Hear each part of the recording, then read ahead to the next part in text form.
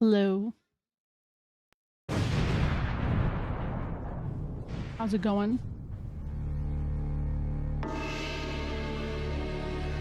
The music, man. It's kind of an ominous, with all these SIDS behind me. That was a weird music cue. Thank you for the 80 stream streak, by the way. Huge. There we go.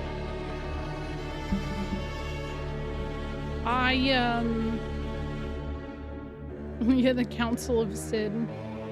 I should put a picture of my frog Sid on there too, just for like funsies. I have plenty of pictures of him from back in the day. Yeah, I haven't been sleeping well. I think like maybe that's starting to catch up to me a little bit. Hello, Butthurt Gamer.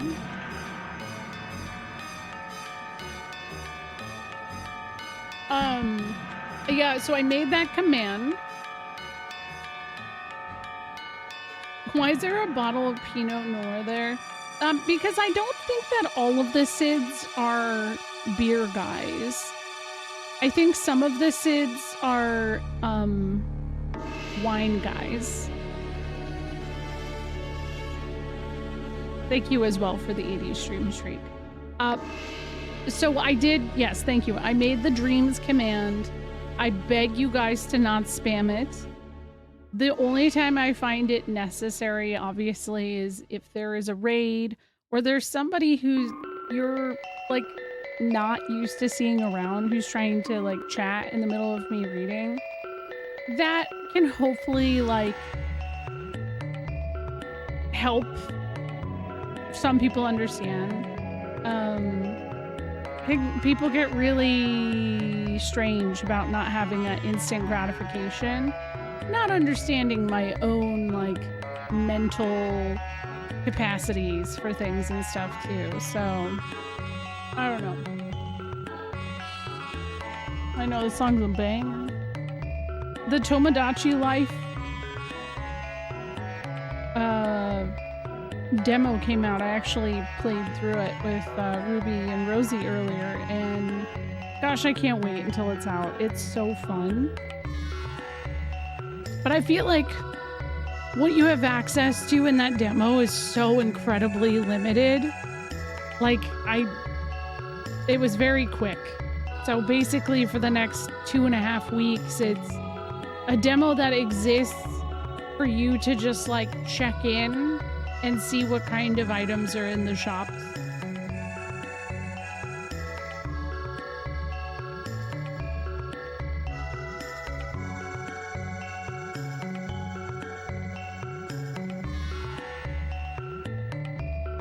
Okay. All right.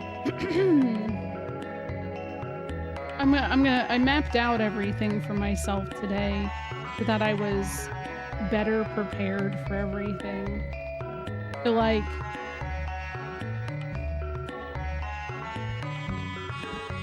where is 16 and I don't know when I made this. I actually just recently found it, and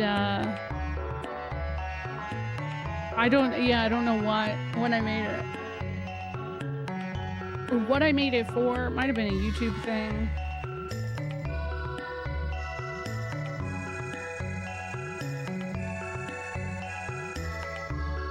I think they had their own slides. Potentially.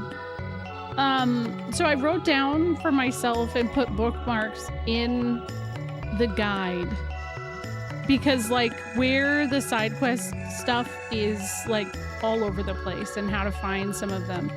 There's a decent bit of extra dungeons and stuff to do. And there's a bunch of them I'd like to do. Specifically the Sorceress Mansion, because that gives some background story to Sarah and Kime, and actually their grandkids.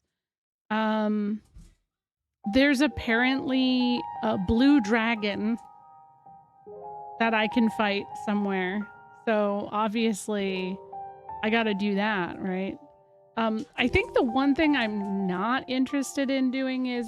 Oh God, this song will make me cry. I gotta be careful. I know Blue Dragon is a different game. I know. It is, but there's actually a monster in this game called Blue Dragon in a secret dungeon. It's fun. There is a dungeon called the Temple of Enlightenment, and that one seems really long-winded. I don't know about that one. Honey, you gotta turn it off. The game, it's over now. Okay. It is. This is the end. That's, honey, good try. Okay, I can't listen to this. I'm gonna cry. Oh no, don't. Yo, FanFest is like really soon. So we're gonna be hearing about the next expansion very soon. And oh man, I haven't played 14 in a while, so I'm gonna be so confused and I can't wait. Hi, Mozzie.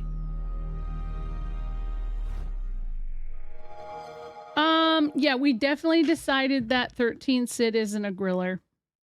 He's never even heard of a grill before. Honey, this is just a new episode. Okay.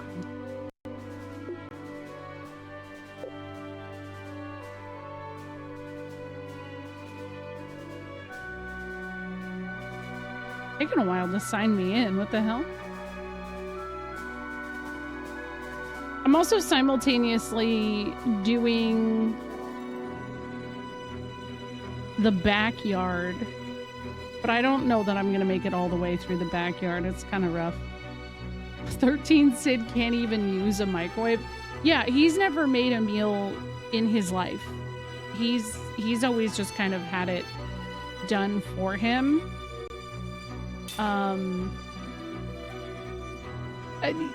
You know, he's like probably the Sid that is the most un-Sid of the Sids. That was painful to say. He knows every K-pop dance move routine. That's true, yeah. Definitely.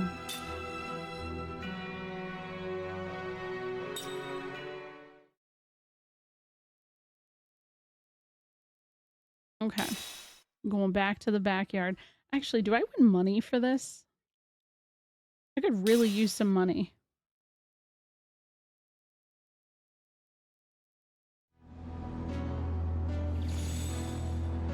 Oh my god, what is happening in there?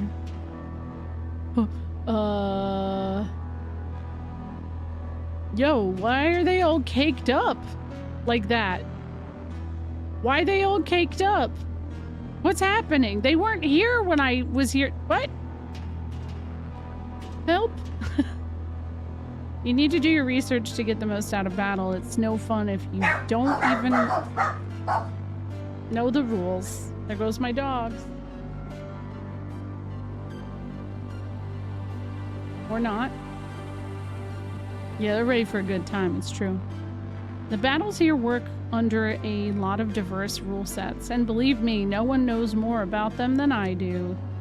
Isn't that the backyard for beginners? That's a collector's items. Fans are eager to get that sort of thing. I'll give you some inside info if you let me have a peek. Handed it over. I literally got backyard for beginners by beating the first fight in the backyard. So, like, are you just a watcher? Or do you partake? That's probably the case. Okay, what do you want to ask? Battle info. Okay, what class? Light class. I don't know that I'll make it to heavy class because I've like peeked at some of these. They're difficult. They're not easy. Okay then. So what do you want info on? Let's see. I think I did the Kilion Battalion, so Festival of Magic.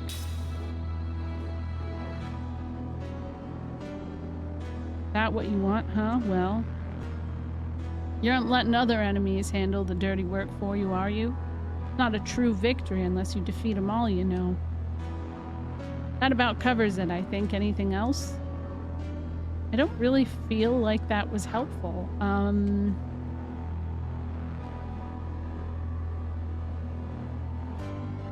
Yeah, it didn't really feel as helpful as I would have liked it to be.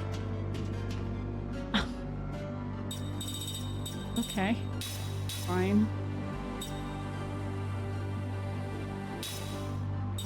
Do I have anything for Earth?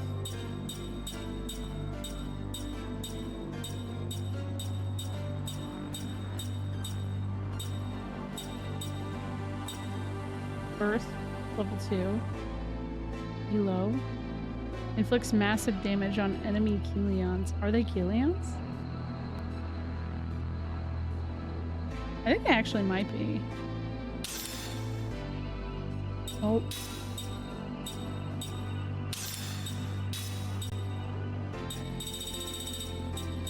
Well, this is a good way to be gaining experience with this stuff too, because it looks like I get a decent bit of stuff from that.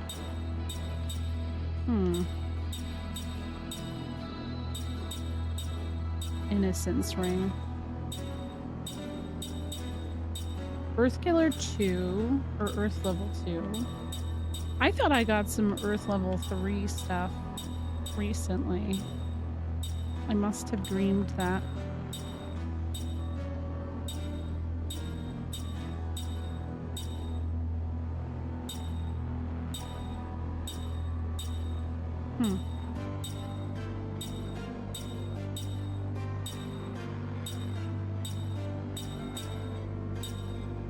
Damage level 3. Hey, what's up, Mukul?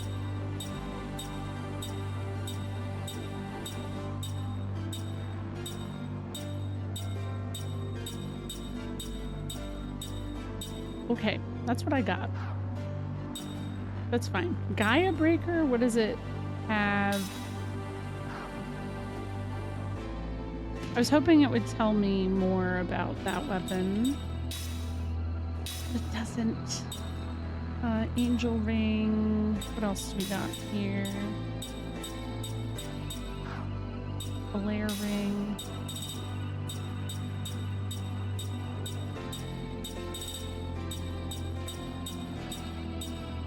I hope everyone well. Might be almost done with a certain Chains of Promathia. Whoa. Damn, that was actually quick, but I mean, that means you're enjoying it. So it's good to hear. I opened up a file for an edit I started 5 months ago for part 2 of my FF11 playthrough. And I started chipping away at it, and I never finished recording the voiceover, but it's I don't know. I think being able to pick something like that up again after such a long time is a very wild improvement for me because I'm not usually very good at that kind of thing. What, honey?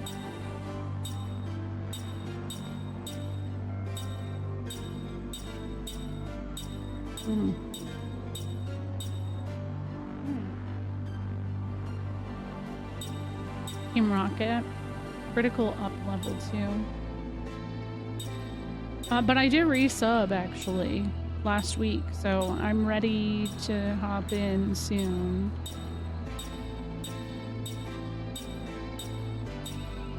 I just have to figure out when.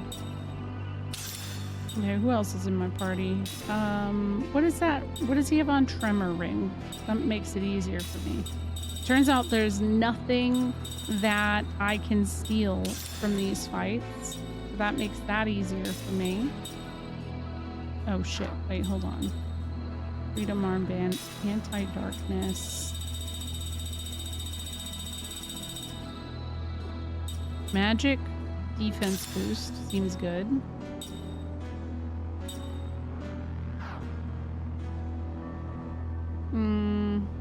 Wow, Kime has a lot of HP. I'm happy to see it. Love it. It's definitely my secondary MMO right now. One that I know I can go back to and play when I have that want or need, whichever works best. Yeah, I think that's the nice thing about it. It's really easy to, you know, just kind of like lean into in that way. I personally, though, haven't played it in such a long time that I have been kind of struggling with remembering how to play it. So that's going to be a little bit of a hang up for me for a moment. Just a tiny little hang up. Okay, double loot.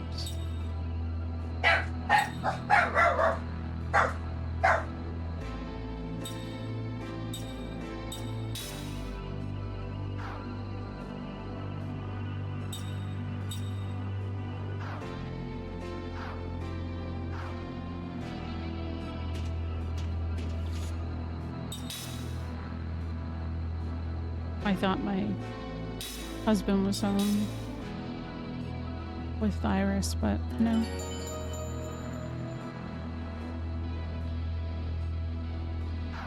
Okay, let's do it.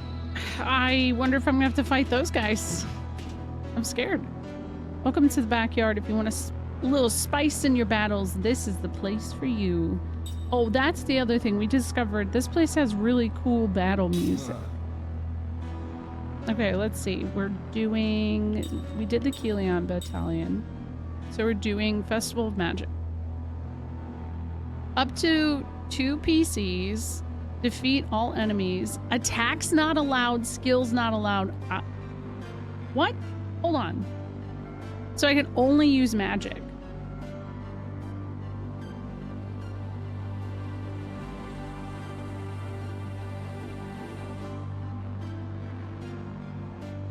See, I haven't played 14 since after I finished Dawn Trail on release. So I have all of those patches and stuff to do. But I suspect, you know, we gotta look like not too long before the next expansion. I'll just probably catch up right before, just so that I don't have to sit with any cliffhangers, you know? I think it's been really healthy for me to be unsubbed, because that used to be my every single day login kind of game.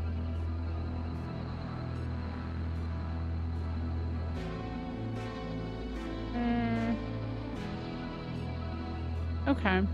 I guess I just need to maybe try with I'm gonna do Ming, obviously, and oh, I don't know. I'm torn between Jansen. I mean, yeah, Jansen needs no, Sarah needs levels. I take it back. Sarah needs levels more. There are levels involved. I don't even freaking know.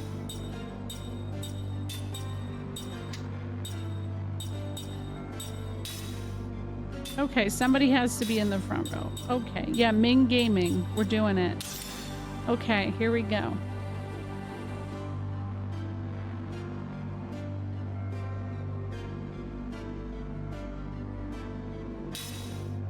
All right, let's see how this... Okay, I just realized, what if I'm shoving 2 of these ladies in that cage with those, like, big booty monsters? Oh, probably, yeah. Okay.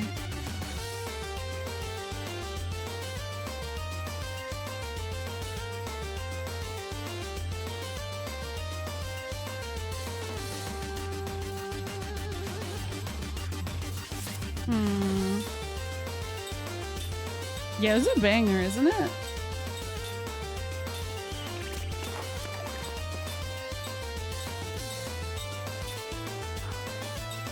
What's up, Affinity? Oh, look at them. They're so cute. Oh, hell yeah. All right, we're good.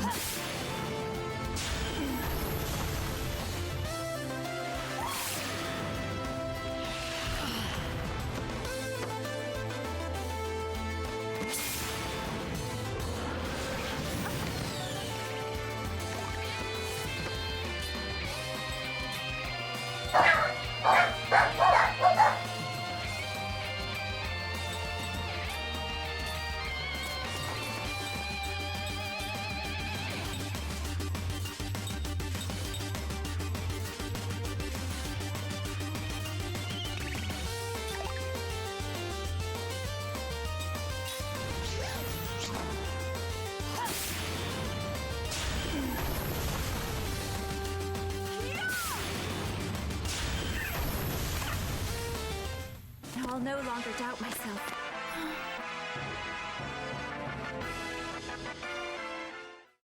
The girlies are strong.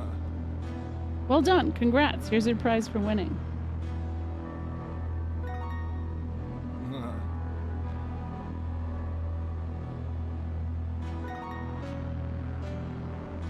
Ooh, a slot seed? Yo, thank you. That's really nice. I appreciate that. Okay. The music is so different from everything else in the game that it's like, it's such a banger, but I'm like, it catches me off guard a little bit because I'm like, wait, hold on. It's never really been like that before.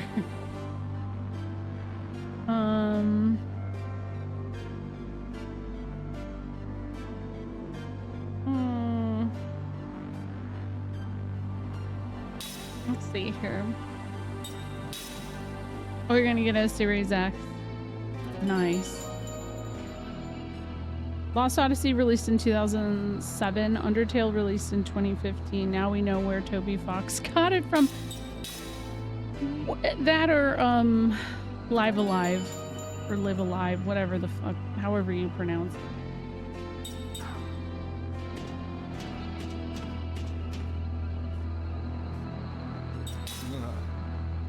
This guy's little like noise is so weird.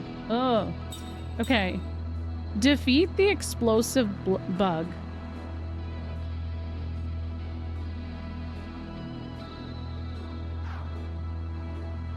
Oh yeah, Live Alive is peak. We're not saying anything bad about that. It's just the music or like the inspiration and stuff. Actually, Toby Fox has cited Live Alive as a source. Hello, land-based angler. I actually have only played a little bit of Live Alive, so that's one of my greatest shames. God damn. Okay. Where is... I know I got one with Fire 3 on it. This one has potential, if not, though.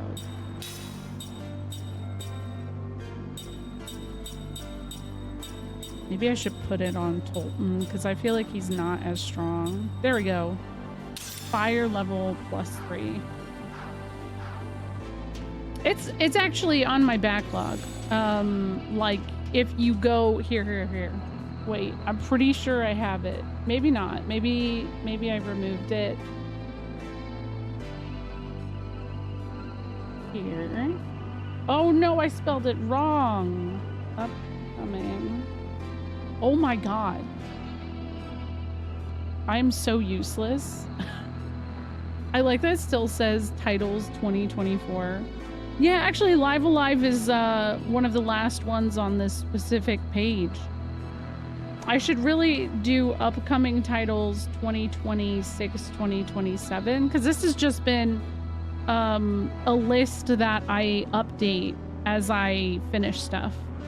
It's more of a, you know, thing I like to screenshot and reference on the go. It's been useful for me though too, kind of keep track of stuff. So it's there. It's definitely there. Welcome to the backyard if you... Yes, yes. Okay, so let's see. Fight around. Pure gluttony. Defeat the explosive bug. I can have a full-ass party. I love this. Alright, show me what you got. Alright.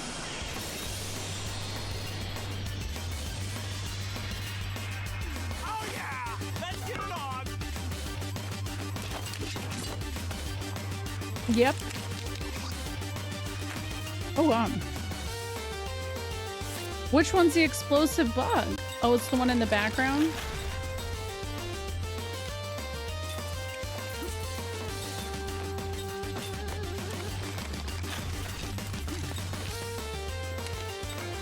I should have updated his shit now that I think about it.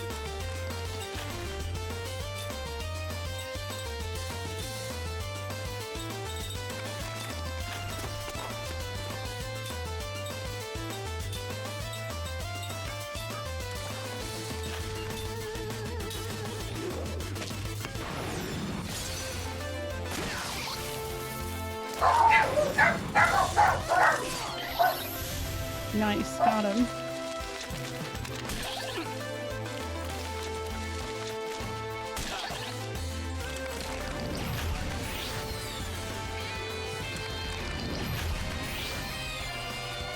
God, Tolton was too slow.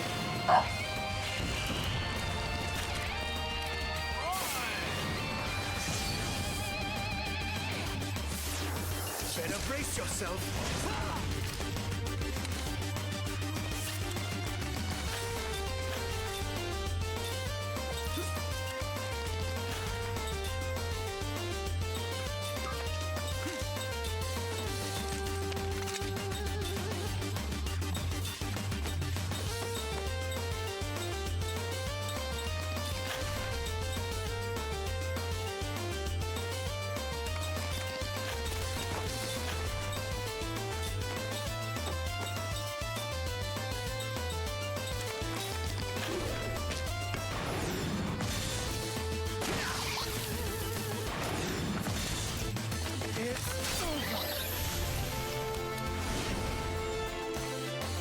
No, they keep coming back. I didn't know it was gonna be like that. No! Oh no.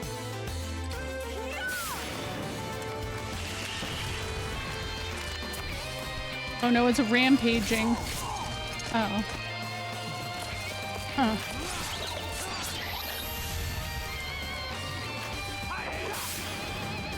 I just used Grounda by accident, so that's a bummer.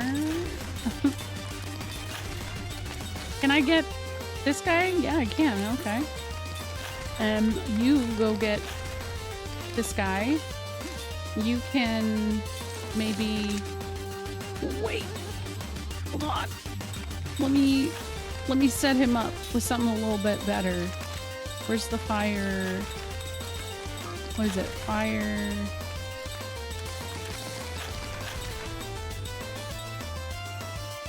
That'll do. What?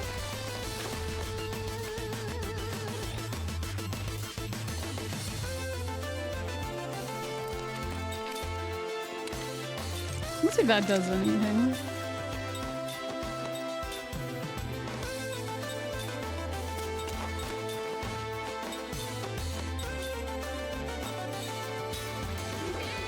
Hey, what's up, Red Show Otaku? Oh! Shoot!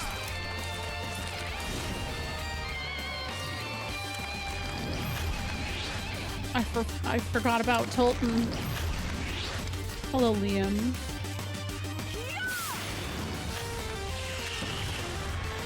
That one should be almost be dead. Hopefully. Damn it. No? Not dead yet? How about that? Oh, nice.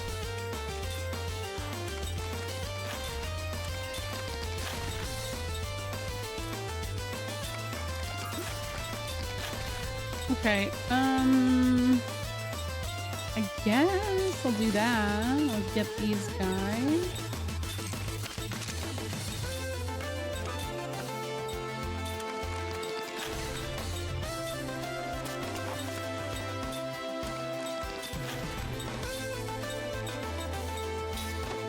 There we go. Yo, said. That was impressive.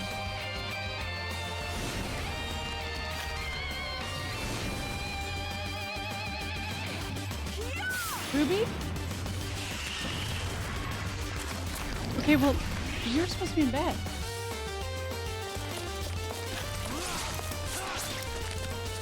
Yeah, especially when it gets warm. I feel that.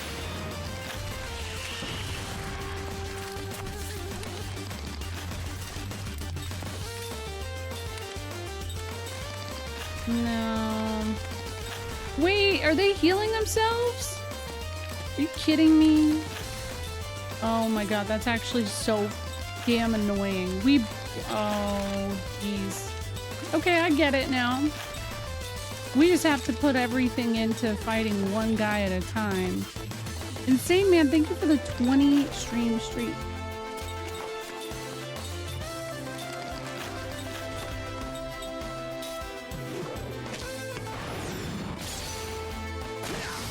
Really? Dang. Perfect.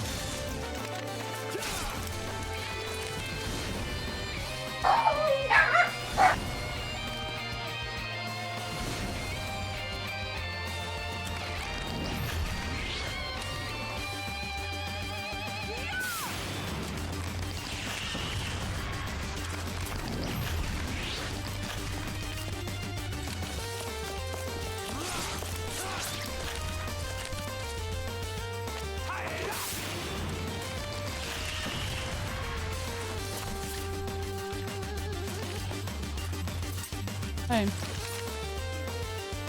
Oh. Yeah, it's cute though. Oh, did I get it? I didn't get it. Dang it.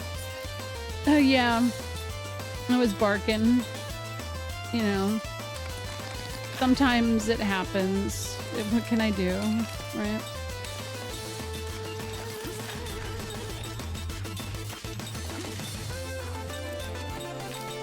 I'm kind of pissed off I wasted all that time, but it's whatever. I got it now. There's it's Philargus, and it's not something I learn that way. I have to find the spell, which I haven't yet, somehow. Or is it? No, it's not Philargus, it's Phalaris. Oh my god, it was bad.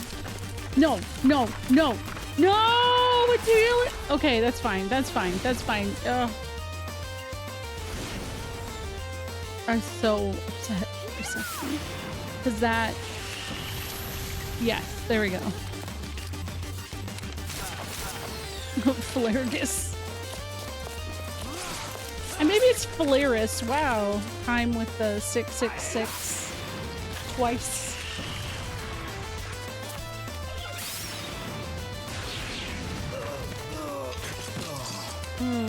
Who died?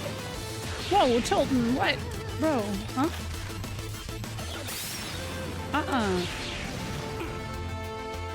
Okay. Well, that sucks.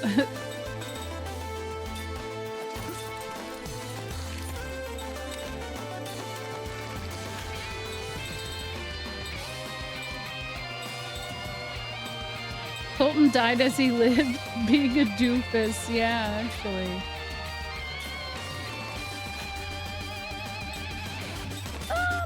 Let's see. Double item. Do a little double item. Let's do a Phalaris bomb on this guy.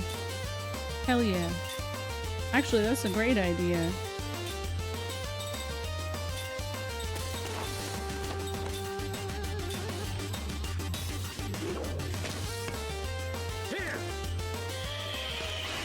I'm in your debt.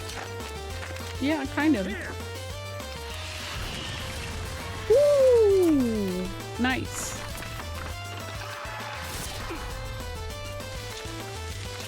That's mine, I thought.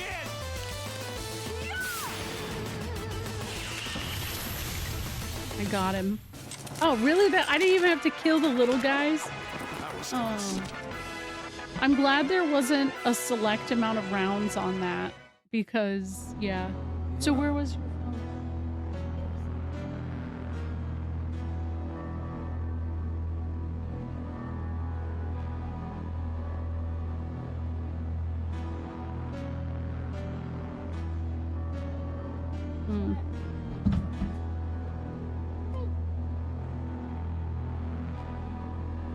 They'll figure it out eventually, honey. They do. 10 power drinks. Boy, that was one pitched battle. I was getting excited just watching it. Here's a little battle bonus for you. Oh my god, all these slot seeds? I love it. Alright, let me see here. 2 eyeballs. Win within 10 turns.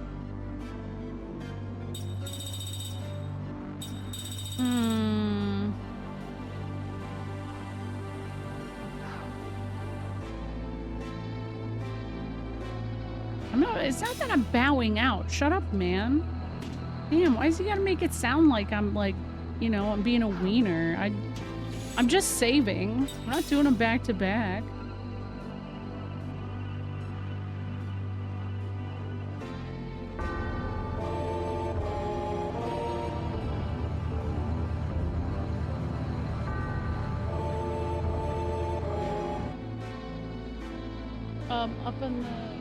Up there. On the shelf. Behind your father. Yes, Sephiroth did this. Hey, Porpoise. Yeah. Always good to be safe, you know? Huh? Okay, can I have one? Whatever when you...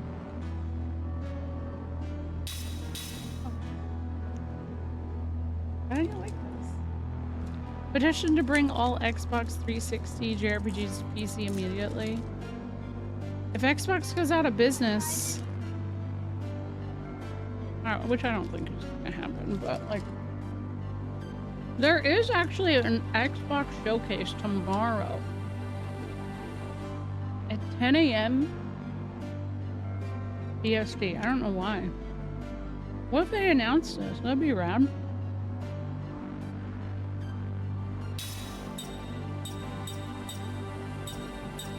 Sorry. Iris just gave me candy and it was good. Good candy. Ooh, wait, double gold?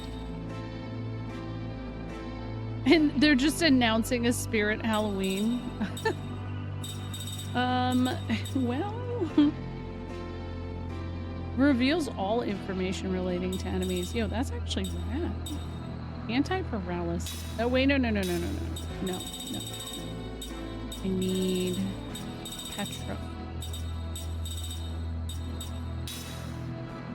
It would be great because not every PC can emulate Xbox 360. Yeah. Yeah. I mean, but I think a lot of people would like this to have the remaster treatment. So, like, you know, I'm playing this on a series, I think Series S. And it is a little bit upscaled, naturally. I know 13 is also upscaled. So they would want that. We're now happy to announce that you can purchase Microsoft stock via our Battle Pass program. Oh my god. Oh, okay, that's it. Yeah.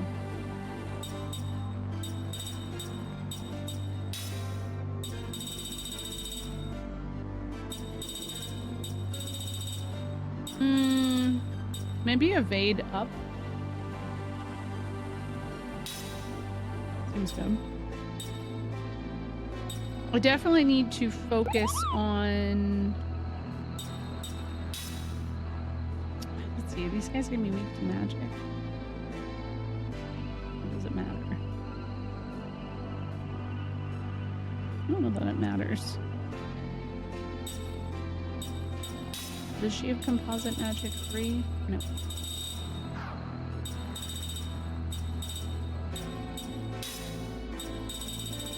I have an unpopular remake opinion. Go on.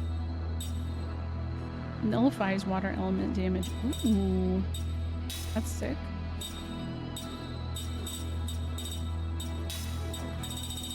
Did I learn level 6? I think this would still run on an Xbox One, so that's fine. I mean, I actually really... I got this used so that I could play a bunch of the Xbox 360 titles that I... like this, and Blue Dragon and shit, so... I don't know.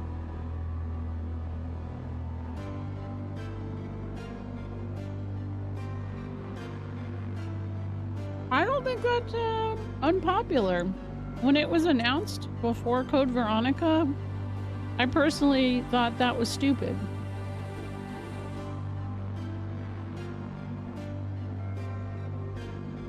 Viva Pinata games go hard? That I believe. Man, I really gotta get her to learn the absorb stuff. She still hasn't.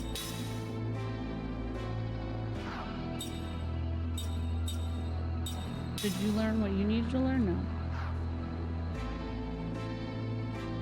That was a weird time for Rare. I don't know.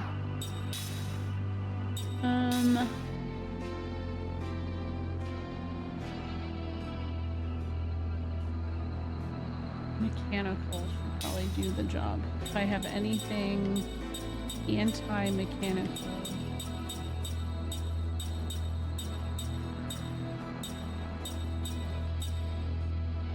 Beast killer, bio killer. I mean, that maybe.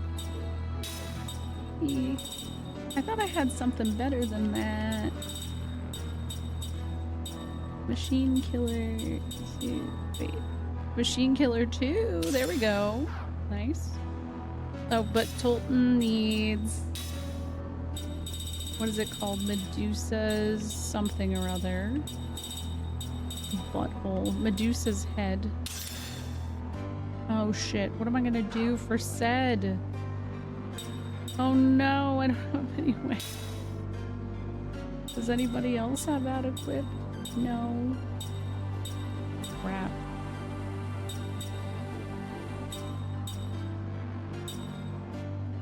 Damn. Yeah, that's true. I mean, I know a bunch of people who love Sea of Thieves though, so I mean, I guess there's that. I didn't realize that was rare. What's up, Millie?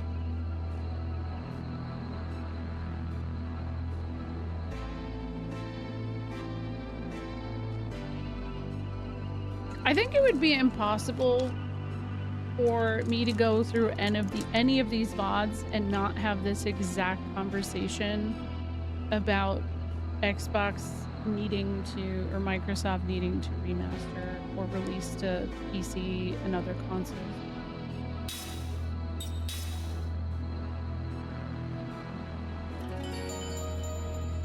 Can I make a supercut of every single time it gets brought up and then send it to Microsoft?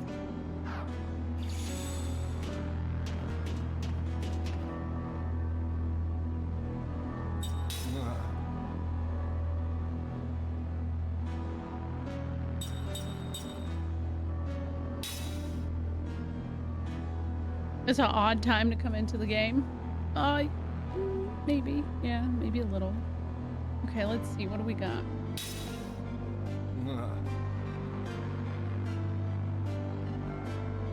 Alright, show me what you got. Yeah, I would say there's a lot of... What's going on in that cage? This is like a battle arena.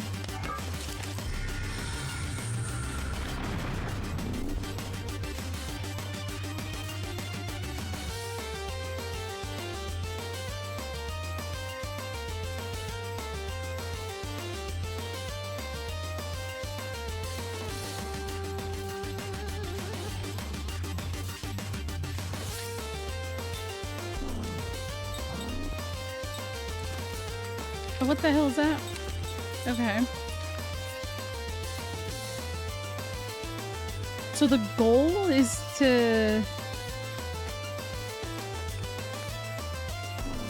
defeat the evil eye.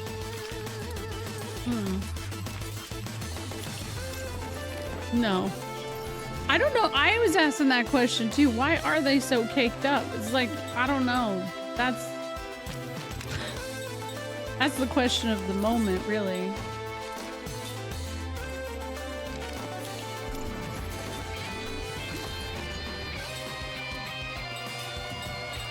All right, let me try and get that evil eye. Wait. What I got on him? I got this. Do I have?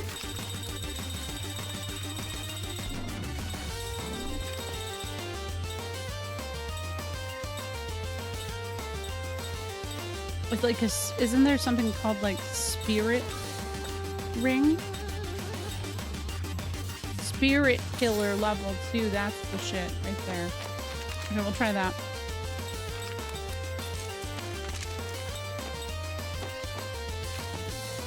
Oh, hey, what's up, Black and Red? Thank you for the 80 stream streak.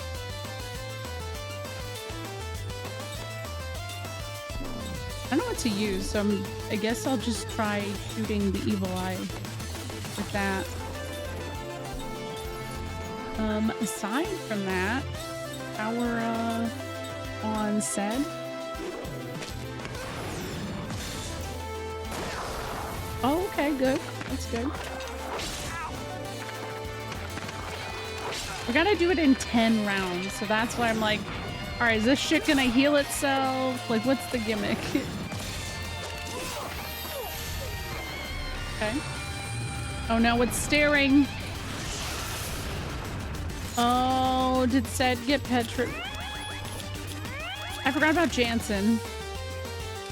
Okay. Yeah, I mean, that's what I'm playing this on. Retro Otaku. I'm playing this on the Xbox One S or whatever. Or see, no, it's the Series S. You can still play this on there though, so like, you know, you're good. You're fine. I hate how they named everything. It's so corny.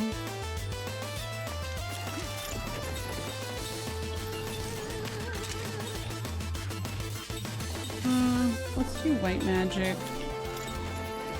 Pure petrify, said. Yeah, it's really like if they were to announce that they were going to be putting out some kind of new thing, I really hope that they would consider how they're naming shit.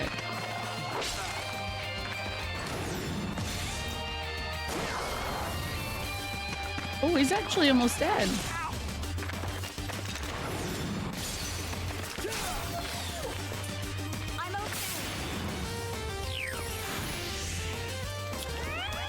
What do you mean alarm?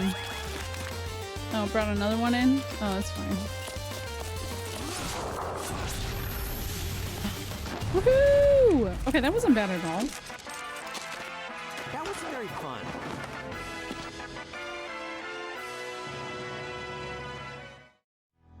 It definitely looks like they're pivoting to PC. Xbox 3, right? Yeah. It's funny because like it's gotten brought up a bunch in my Discord, but there was this survey that recently came out of gamers, and it has broken down different game series and the like average age of the fans of that series. And it was only in Japan. It was from last year, so it's fairly recent data. And it was only being discussed about Final Fantasy's age average being like, you know, like around 35 to 40-ish. And to me, that's not surprising because guess who is in between the ages of 35 and 40-ish? Me and most of my viewership here. I could have told you that years ago, but today somebody was like, hold on a second, why, like, you want to talk about how, like, everybody is old in the fan base. That's a given. We know that. But why aren't we talking about the average age of literally everybody else that was on the list? And, like, I do think that some of the ages are super skewed. I don't know how the survey was taken, but, like, the average age of a Mario fan at this point in Japan is 32. And, like, I think Pokemon was like 20 something. And so it's like, I don't know that I fully believe that kids are playing games other than, you know, just like service shit like Roblox and all of that. So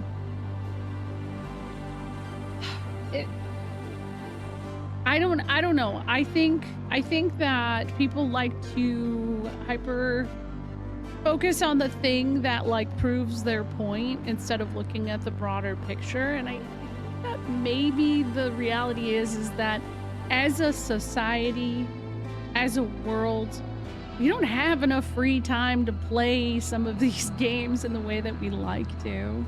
I was like beating myself up earlier because I was like, damn, I started this game at the end of January. I'm still playing it. And I was like really getting like mentally into like, why am I taking so long? And then I had my own mental breakthrough of like, well, I'm enjoying it. So why shouldn't I? You think kids want to see kicked up fantasy Harambe's? No, this is all for us. Yeah, I mean, I don't know. I think kids are also a lot more busier in this generation than they were ever before. Like almost every, not every kid, but almost every kid. I can even say this as a parent myself. Like Iris, Ruby, and Rosie every single night, Monday through Friday, have something to go to after school. And like, these are all things that they want to do. But I think about it for myself as a kid and I was like, damn, I had a lot more time to just fucking chill, man. Like, I definitely spent way more time with downtime. Wait. How?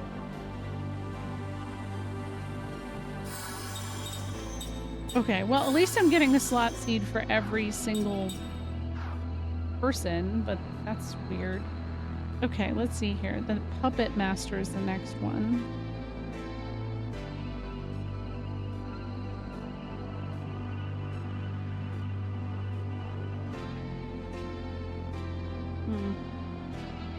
Magic. Okay, Puppet Masters are magic.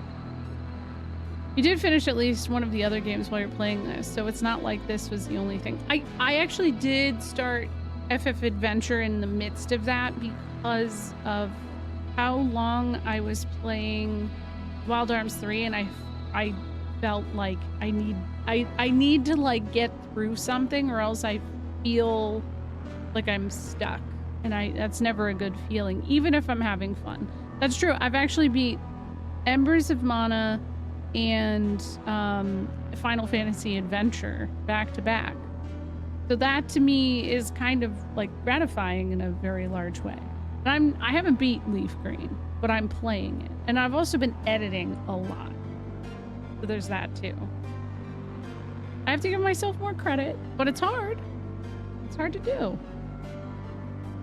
Yeah, never really did much after school as a kid besides chill at home and hang out in my neighborhood with friends. Yeah, I did a lot of that. It wasn't until I got to like middle school, high school that I was, you know, doing shit after school. I don't know.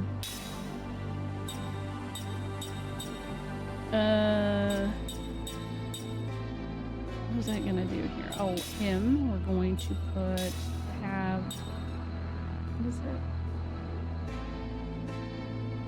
Magic. Some kind of magic. That's Helo Killer. Magic Delay. Spirit Killer. No, that's Spirit Magic. Magic Killer. That's the one. Do I have any more of those? Alchemist rings.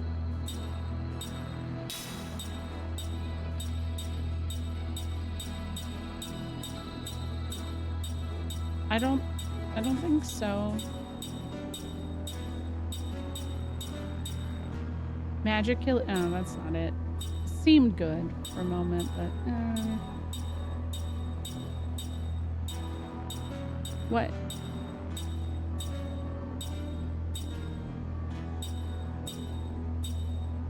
Oh, I didn't know that.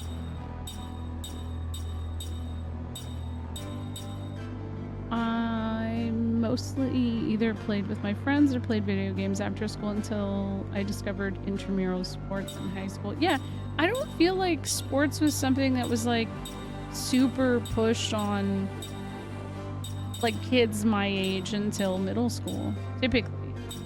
You know, there were some people who were, but it wasn't, I mean, like, the expectation is that my daughter is dancing as frequently as possible. And I'll tell you, she's talented as hell, and I do think that is a result of practice, which is a lot of fun. But I try to, like, be like, hey, you know, if you want to drop anything, that's okay. Except tap. I really like tap. I think she should stick with that. She's good at it. But it just seems, you know, it's overwhelming. And that's why I'm like, I don't think kids have as much free time to sit down and play games like we probably did, you know?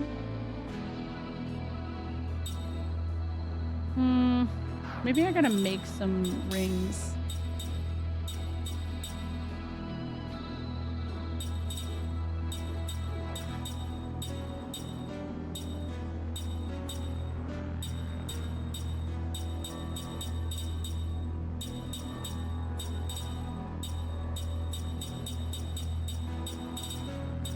Wheel effect, paralysis.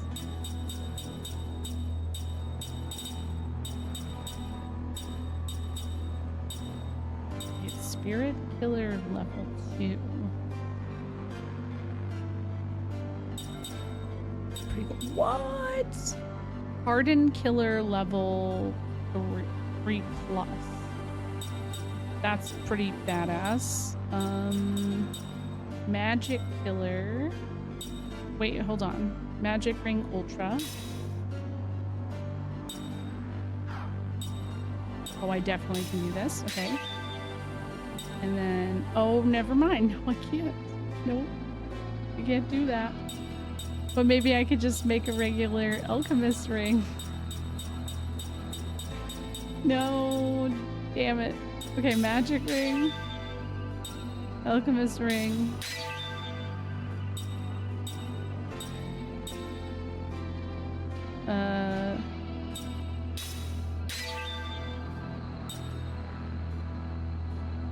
Now I don't have enough beast hide. Oh my god.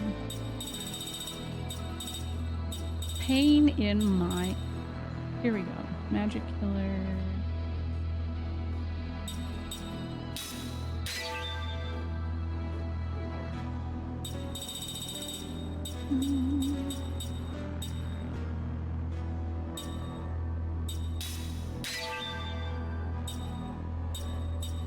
I don't have enough. That's fine. Whatever.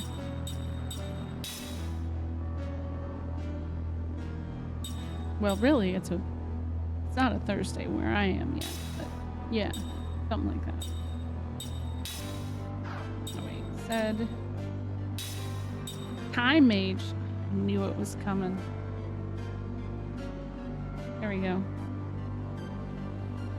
Alchemist Ring Ultra.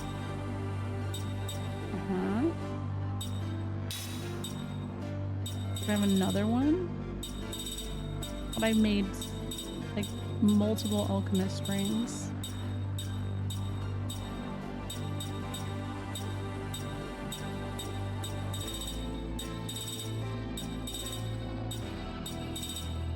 Damn it. Oh man.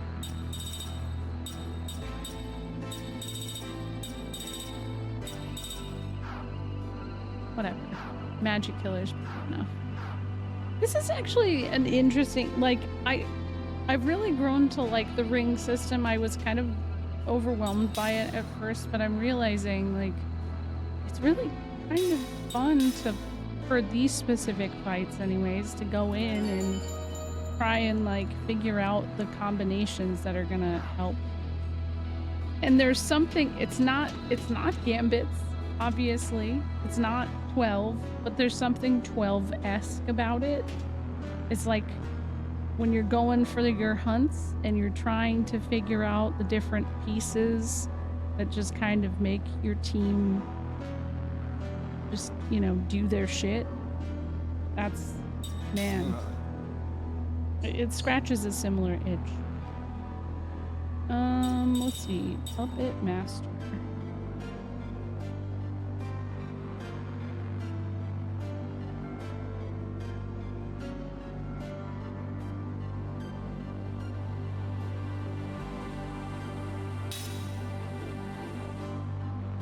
I don't know what to expect with this one. It doesn't really give a lot of info. I have to spare something. Come on, let's see what you got.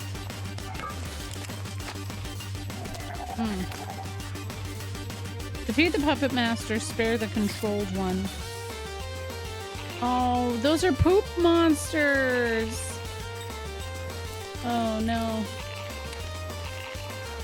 Why doesn't it sound like they're making like sipping out of a straw noises? I'm not a fan.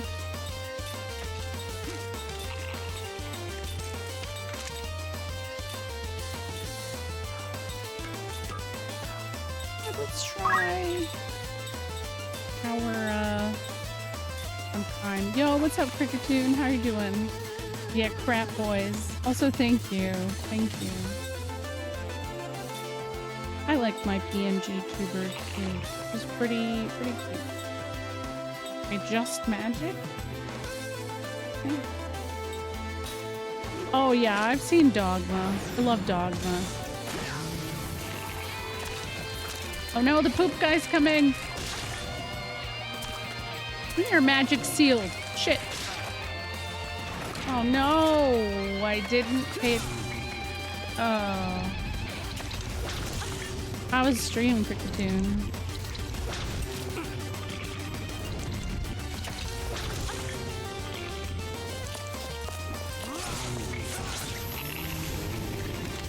Wait, did one of the poop guys die?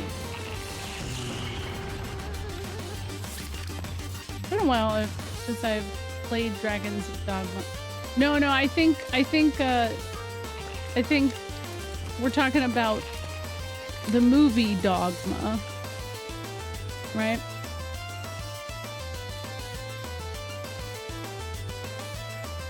Amazing movie, by the way. Stream was good, doing post-game stuff and hack. Ooh, dot hack infection. Oh yeah. Yeah, Dogma is like, I've actually been wanting to rewatch it. They just did a, was it 20, no, it's gotta be like 30 years, no, something. It was 99 it came out. It's not 30 years. That's for damn sure. 20 years. I think it's like a 20-year something or other special edition. 25 years. I'm in denial. Don't mind me. I don't want the reality of how long it's been since 1999 to be spoken from my mouth.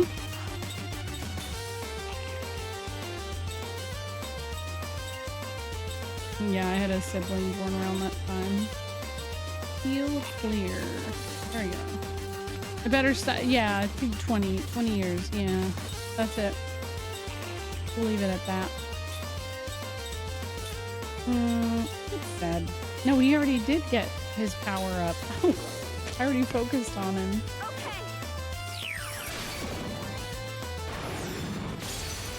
I like that rule there. Yeah, officially nothing is.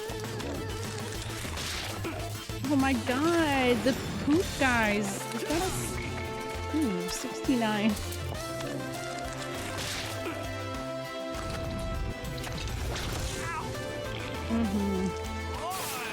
I have an ad break coming up in 2 minutes. One day I'll get to play the dot pack stuff. It intrigues me highly.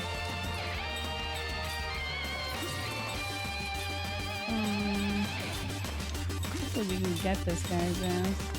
He's almost dead.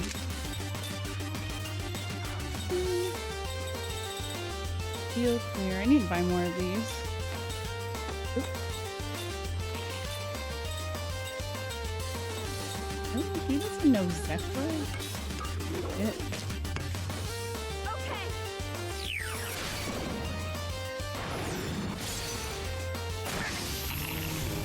Oh, we did it! That was close. Oh, wait. I think that was everything in the quote-unquote middle, or the lower. Well done. Congrats. Here's your prize for winning. Take it. A slot seed. Boy, that was a one-pitch battle. I was getting excited. Blah, blah, blah. Here we go. 5 poisonous red snakes. Thank you for the follow. That's a spirit. Let's see. Yeah, so I've done everything in the light class. Now I have the medium class. I guess after this ad break, I can do some reading. That might be it. Because I got through one of these, so might as well. So I'm gonna just try getting to an inn while my ad break runs. Soon if you have to raid and run, you know, go take care of yourself. When the ad break gets back, I will be doing some more of the stories. I know last night some of the stories were very heavy. So just a FYI on that. I know some of them are gonna get difficult as well, but we'll see. I think the 10th floor I can stay at. Maybe not.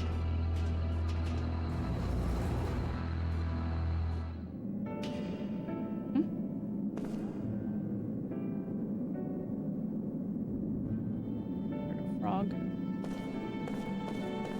He's being a little jumpy guy.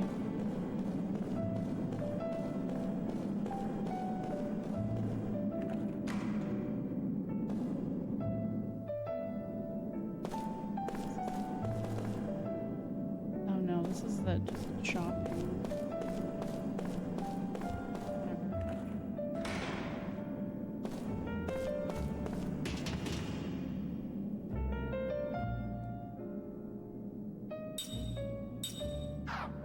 That's not the store I was looking for.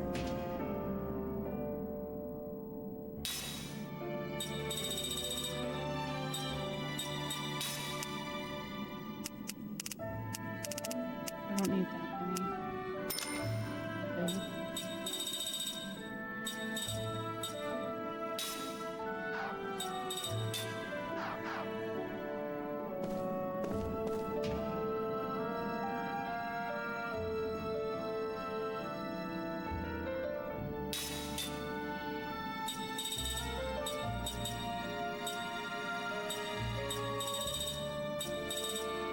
Feel good. See, there's another Medusa's head. I should probably invest in some more. Nutrition of the earth. Buy a couple. Windseal leaf.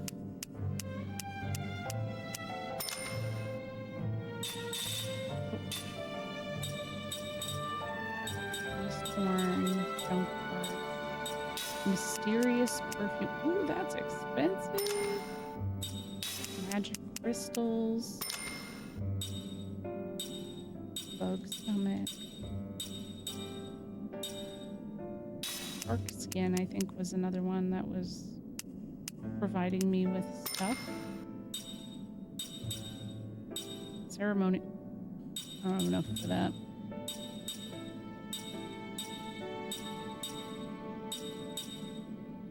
Gutsy cloth. Why do gutsy cloth must be required for a lot of stuff because I feel like I run out of it so quickly. Incense of distrust. Yeast fried rasp. Yeah. I didn't find the end, so I gotta go find that.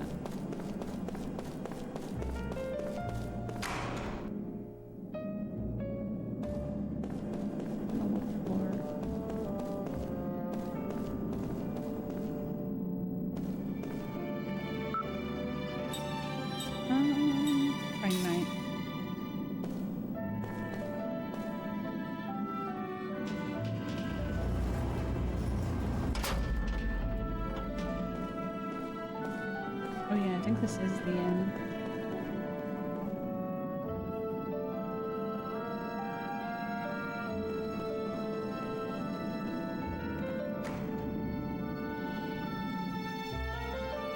Yep.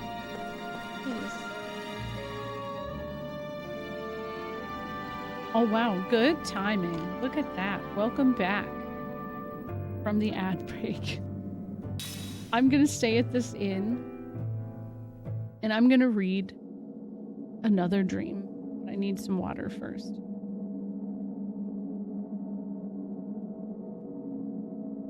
For sure. Just a reminder, here's the dreams command. We don't need to spam it while I'm reading these, but it's important to recognize, like, these are like pretty heavy stories. They're beautiful stories. I've enjoyed all of them so far. And I understand like wanting to have conversation and stuff like that. Obviously, if someone raids, I'm gonna find an opportunity to stop and, you know, say something.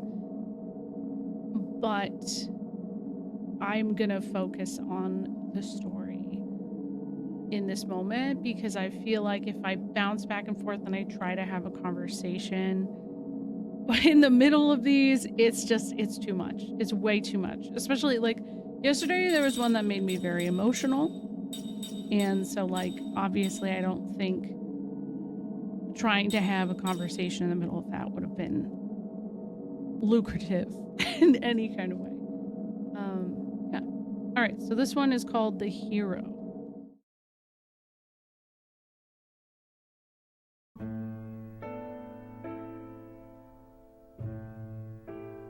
The hero was home from war.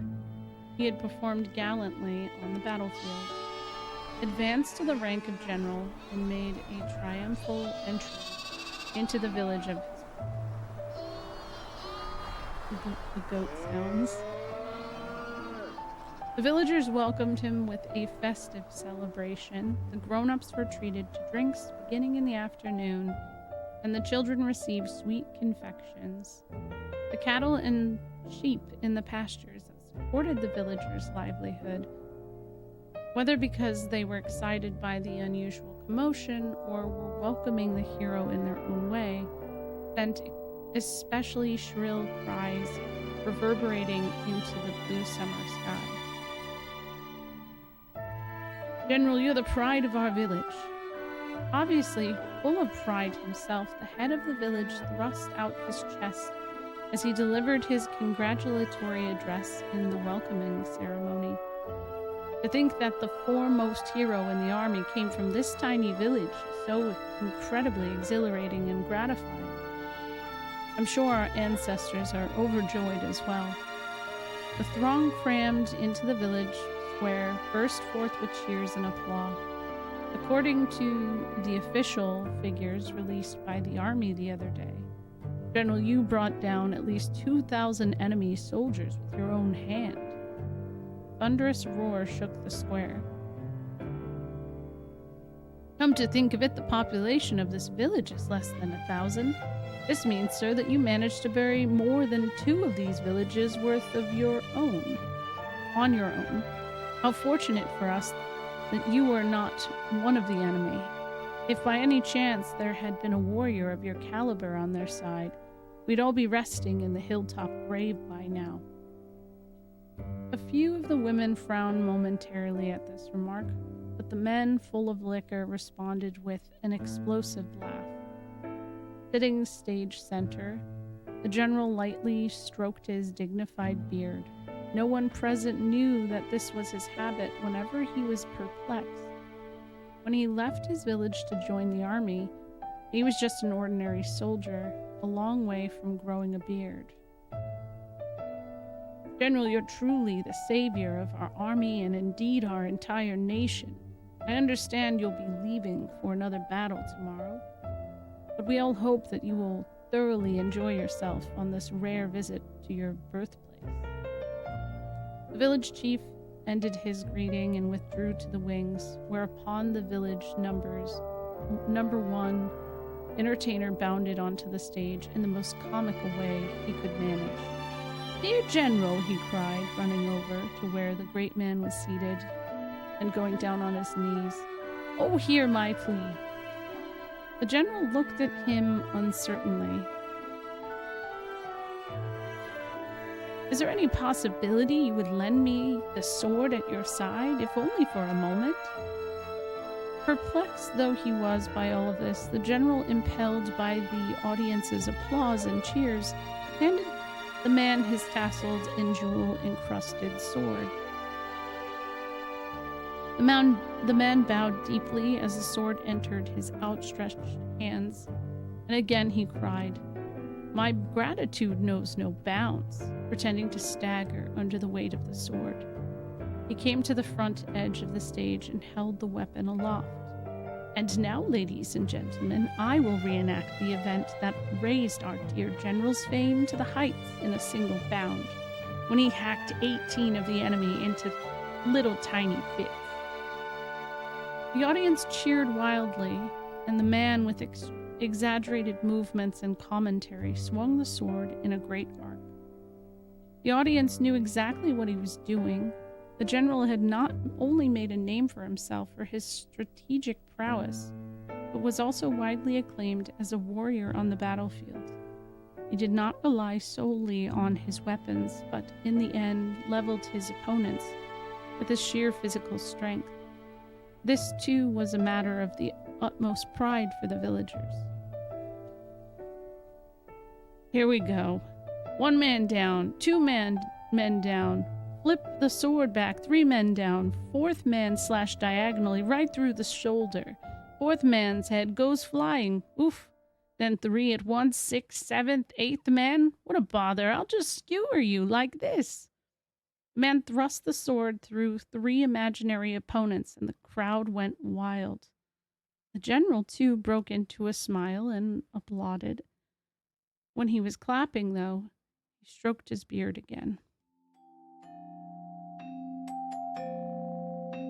"I'm sure you can understand how I felt at the time sitting up there on that stage," the old general says to Kime, before taking a sip of water from his leather pouch. His magnificent beard is completely white, so distant are the past events he's recounting.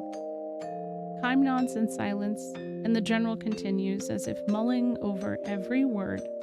"The more you know about war, the more you feel that way. I'm sure the villagers meant well. They just wanted to pay homage to their hometown hero. No, of course. They weren't being the least bit malicious. My village has the nicest people in the world, which is exactly why I found the whole thing so painful. I couldn't stand it after a while. Hacking 18 men to bits? The deeds of a hero are related in numbers. Surely the man who playfully swung the general's sword on the stage that day could never have imagined the ones who lost their lives on the battlefield, the agonized expressions on their faces, the curse in their eyes as they stared into nothingness. But that's right, too. People who live peaceful lives don't have to know about such things. That's what people like us are for, to keep their lives far away from the battlefields, don't you agree? Thanks to us and our killing of enemies, the people we're supposed to protect don't have to know anything about the bloodiness of war. Unless you believe that, what's the point of people killing each other? Time says nothing in reply without either affirming or negating the old general's words. He stares vaguely at the general's troops. What'd you say your name is? Kime? I suppose you've killed more enemy soldiers than you can begin to count. There's no way I could count them all. I thought so. You have a flawless build, the kind that can only be tempered on the battlefield. Only a man who has survived one battle after another can carry himself the way you do with complete naturalness. How does a man like you find himself driving a horse cart over a mountain pass? Kime is ready to leave without answering if the old man asks him such a question, but the general inquires no further into Kime's background. Instead, there's a sense of relief in the smile he bestows on the sight of Kime resting his horses at the pass. I was 16 at the time I went to battle. After that, I kept running from one fight to another until I made it all the way to the general. At first, I remembered the faces of the men I crossed swords with. Even if you don't try to remember them, they get carved into your memory. I had terrible nightmares, and try as I might, I could never seem to wash off the stench of blood that splashed on my face and hands. That was a hallucination, of course. But it got so bad once that I spent a whole night in a river trying to wash myself off. The general paused a moment to think about his story, then went on. But after a while, you get used to it. You get used to fighting and killing over and over again. Your body and your mind and your heart, you just get used to it. That's how people are. So I stopped having nightmares. I killed all the enemy soldiers I could lay my hands on, and I forgot every one of their faces. It's the same for you now, too, Kime, isn't it? Maybe so. Like a curse. If you don't get used to it, your heart breaks. On the other hand, if you do get used to it, your heart probably ends up breaking someplace deeper down. The general casts a fond glance towards his resting troops. Then slowly shifting his gaze far down the foot of the mountain, he says, "So that's what it was like for me back then when I returned to my birthplace in triumph." For the final event in the welcoming ceremonies, several children mounted the stage. And now, in honor of our hero, the children will present to the general a floral wreath more marvelous than the greatest medal there ever was. The audience went wild again. When the children put the wreath on his neck, the general favored them with a warm smile. The first honest smile from the heart that he had managed since climbing onto the stage.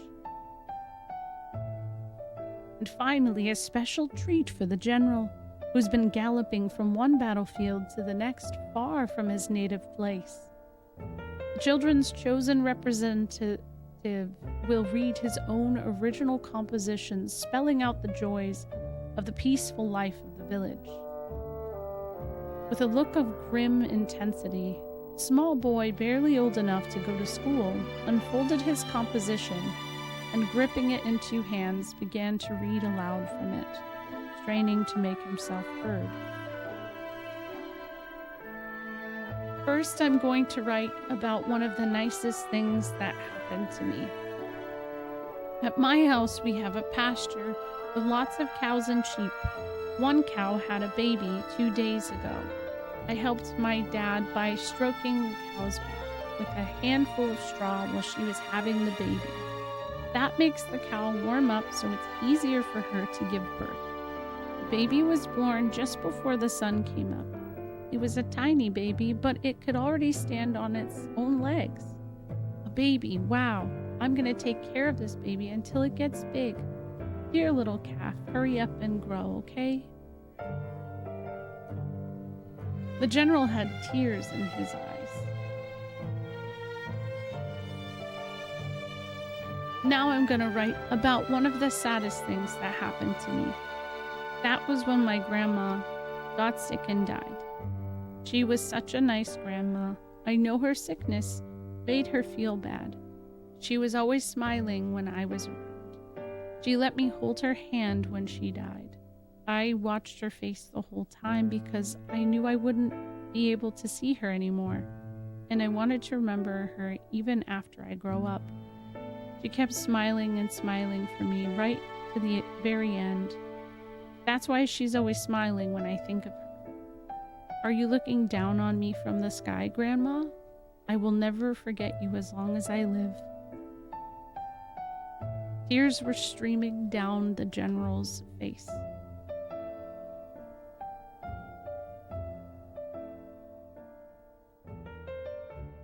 When the ceremony ended, the general left his village and headed for the town where the army headquarters were located. There he wrote a long letter to the king and gave his sword to his most trusted lieutenant. The general had decided to retire.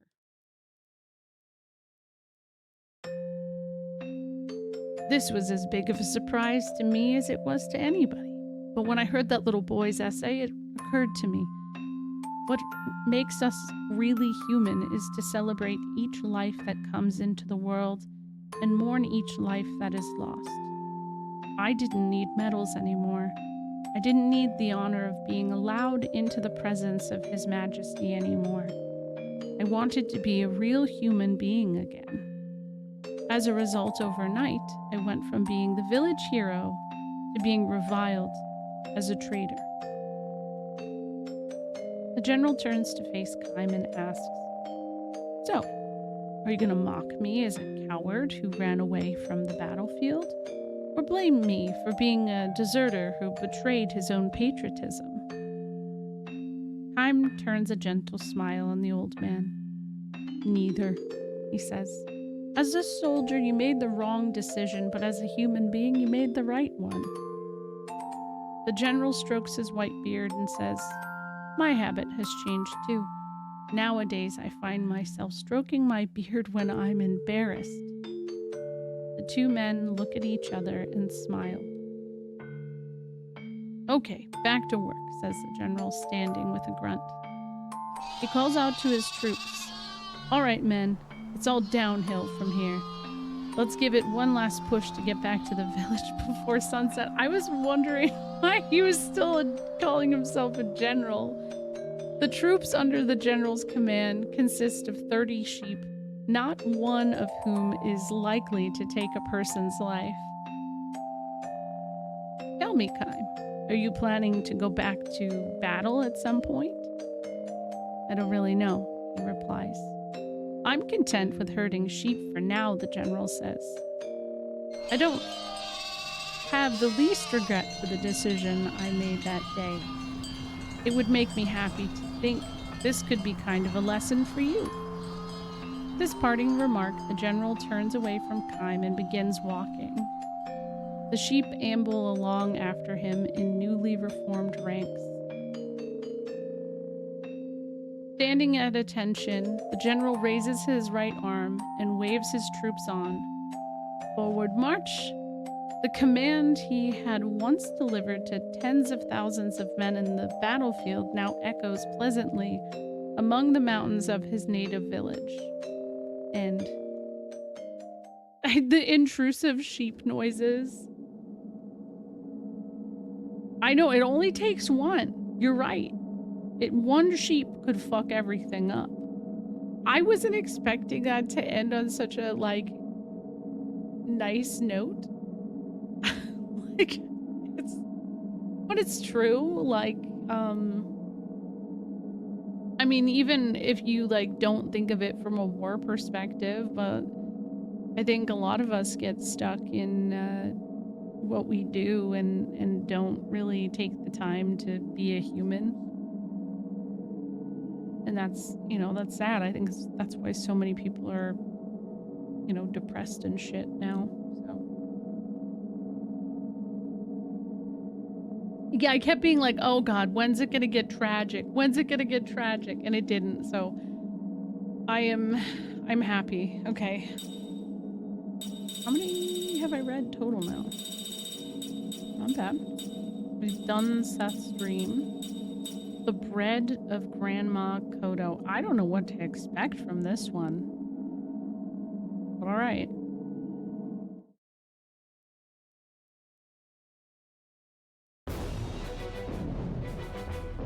Different music. There's no way to keep the village from becoming a battlefield. The enemy forces have crossed the northern pass and made their camp close by. The home forces are here too, sending one unit after another into the village to resist the enemy's attack. The place is a powder keg.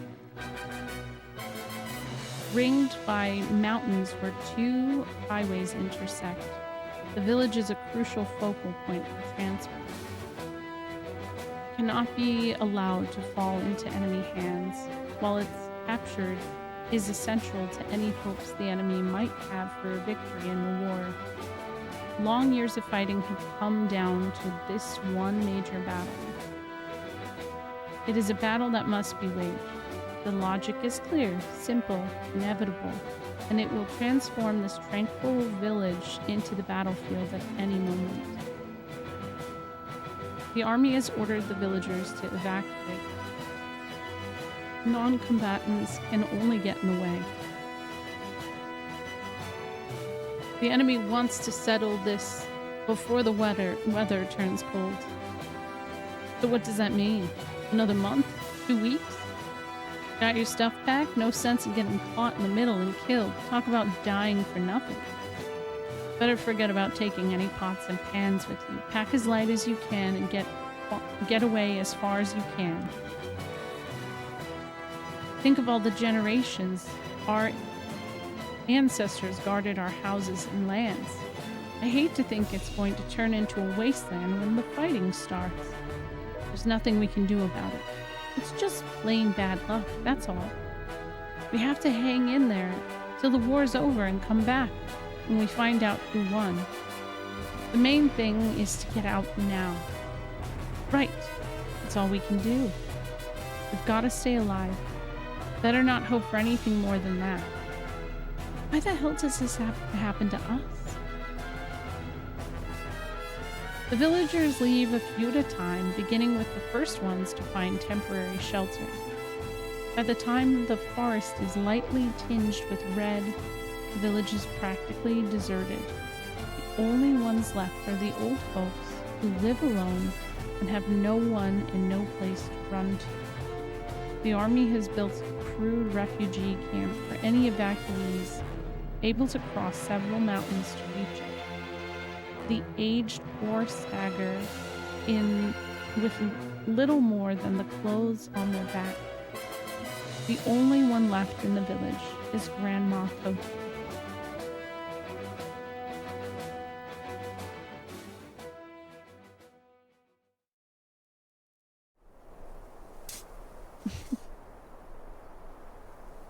As a mercenary, Kaim first met old Koto shortly after he joined the unit protecting the village. He was on an inspection round at the time when he spotted an old woman working in the fields. She turned out to be Grandma Koto.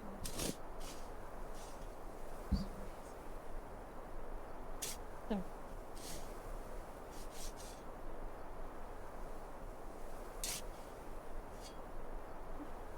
What did you do?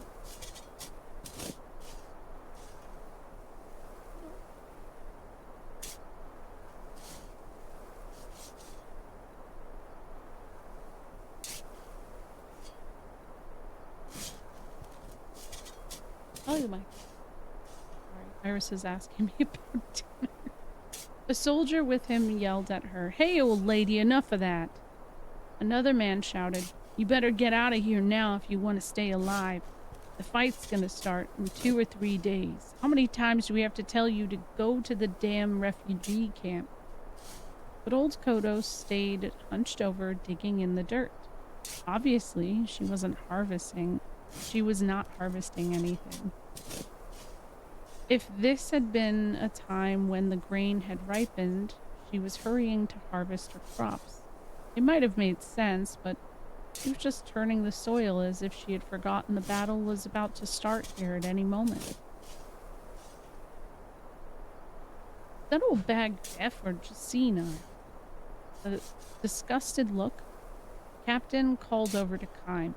Hey, new guy, do something about this one. Drag her to the camp if you have to tie a rope around her neck. God damn, fuck this guy. You can't have her wandering around here. She's just gonna get in the way when the fighting starts. Captain's tone was arrogant. The more cowardly a commanding officer is, the more arrogant and overbearing his style becomes, and the less he is able to conceal his nervousness when a battle is near him. Kime strode silently towards the old woman in the field. We'll go on ahead, the captain called out behind him, but he did not turn around. Only a few days would be needed to decide the outcome of the battle for the village, which was a reflection of how violent it promised to be. For this reason, working the fields now was pointless. Even the most carefully cultivated patch of ground would be crushed under the soldiers' boots. A harvest next year was out of question, nor was it even clear how many years it would take to restore the village to its former tranquility. When Kime approached her in the field, the old woman kept working and said, "Don't try to stop me." She looked and sounded much tougher than she had seemed from a distance. She might have been one of those stubborn, cranky old folks that people kept their distance from when the village was at peace. "You're not gonna evacuate?"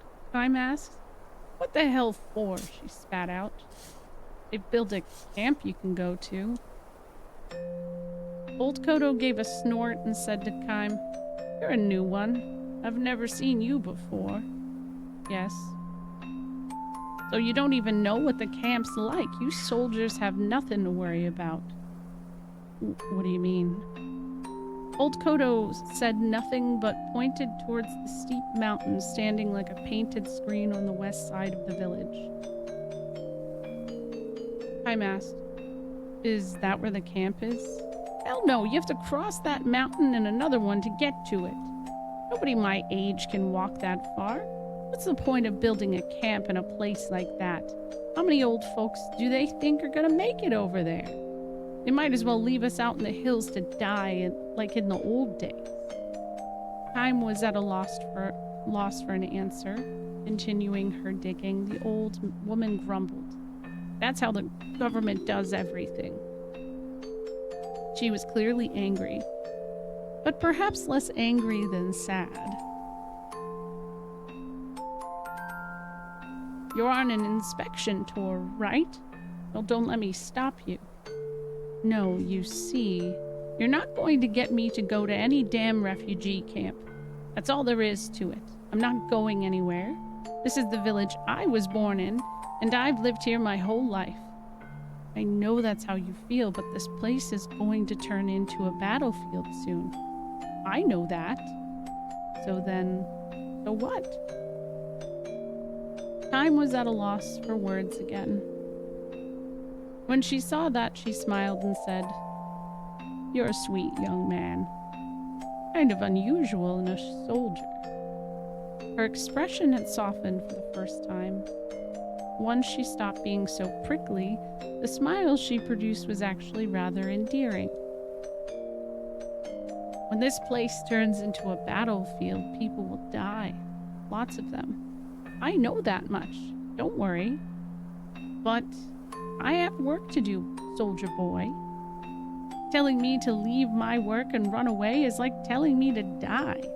So if I'm gonna die anyway, and it won't be long now, I want you to let me do what I want to do. You shouldn't have a problem with that." Kime fell silent, not because he was at a loss for words yet again, but because he believed she was right. "If I'm gonna die anyway," she had said, knowing that he would never be able to speak such words. He had no choice but to bow silently to her will. "All right then, run along there, Sonny. I got work to do." "What are you doing now?" "See for yourself." Sorry, but I don't know much about farm work. Like all the other soldiers, old Koto said with a smile. The only thing you people ever think about is killing enemies. You don't know anything about nurturing life. She let a hint of sorrow show again. Perhaps somewhat taken with Kime, however, she favored him with an explanation. I'm planting seeds, she said.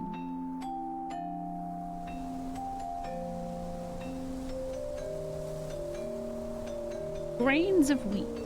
You sow them in the fall.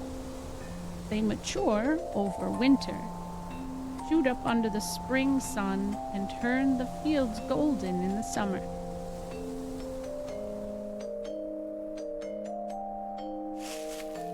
I always do my planting when the northern mountain peaks turn white.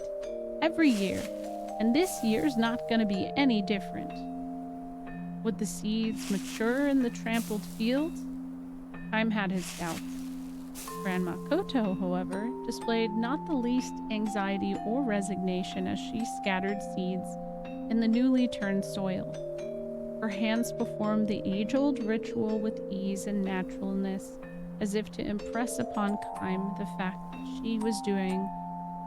what she was doing this year was nothing more nor less than what she had done every year before.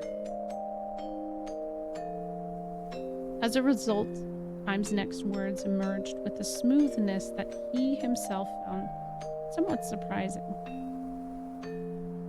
What if the seeds don't grow? Then I'll just do it again next year. And if next year's bad, I'll do it again the year after that.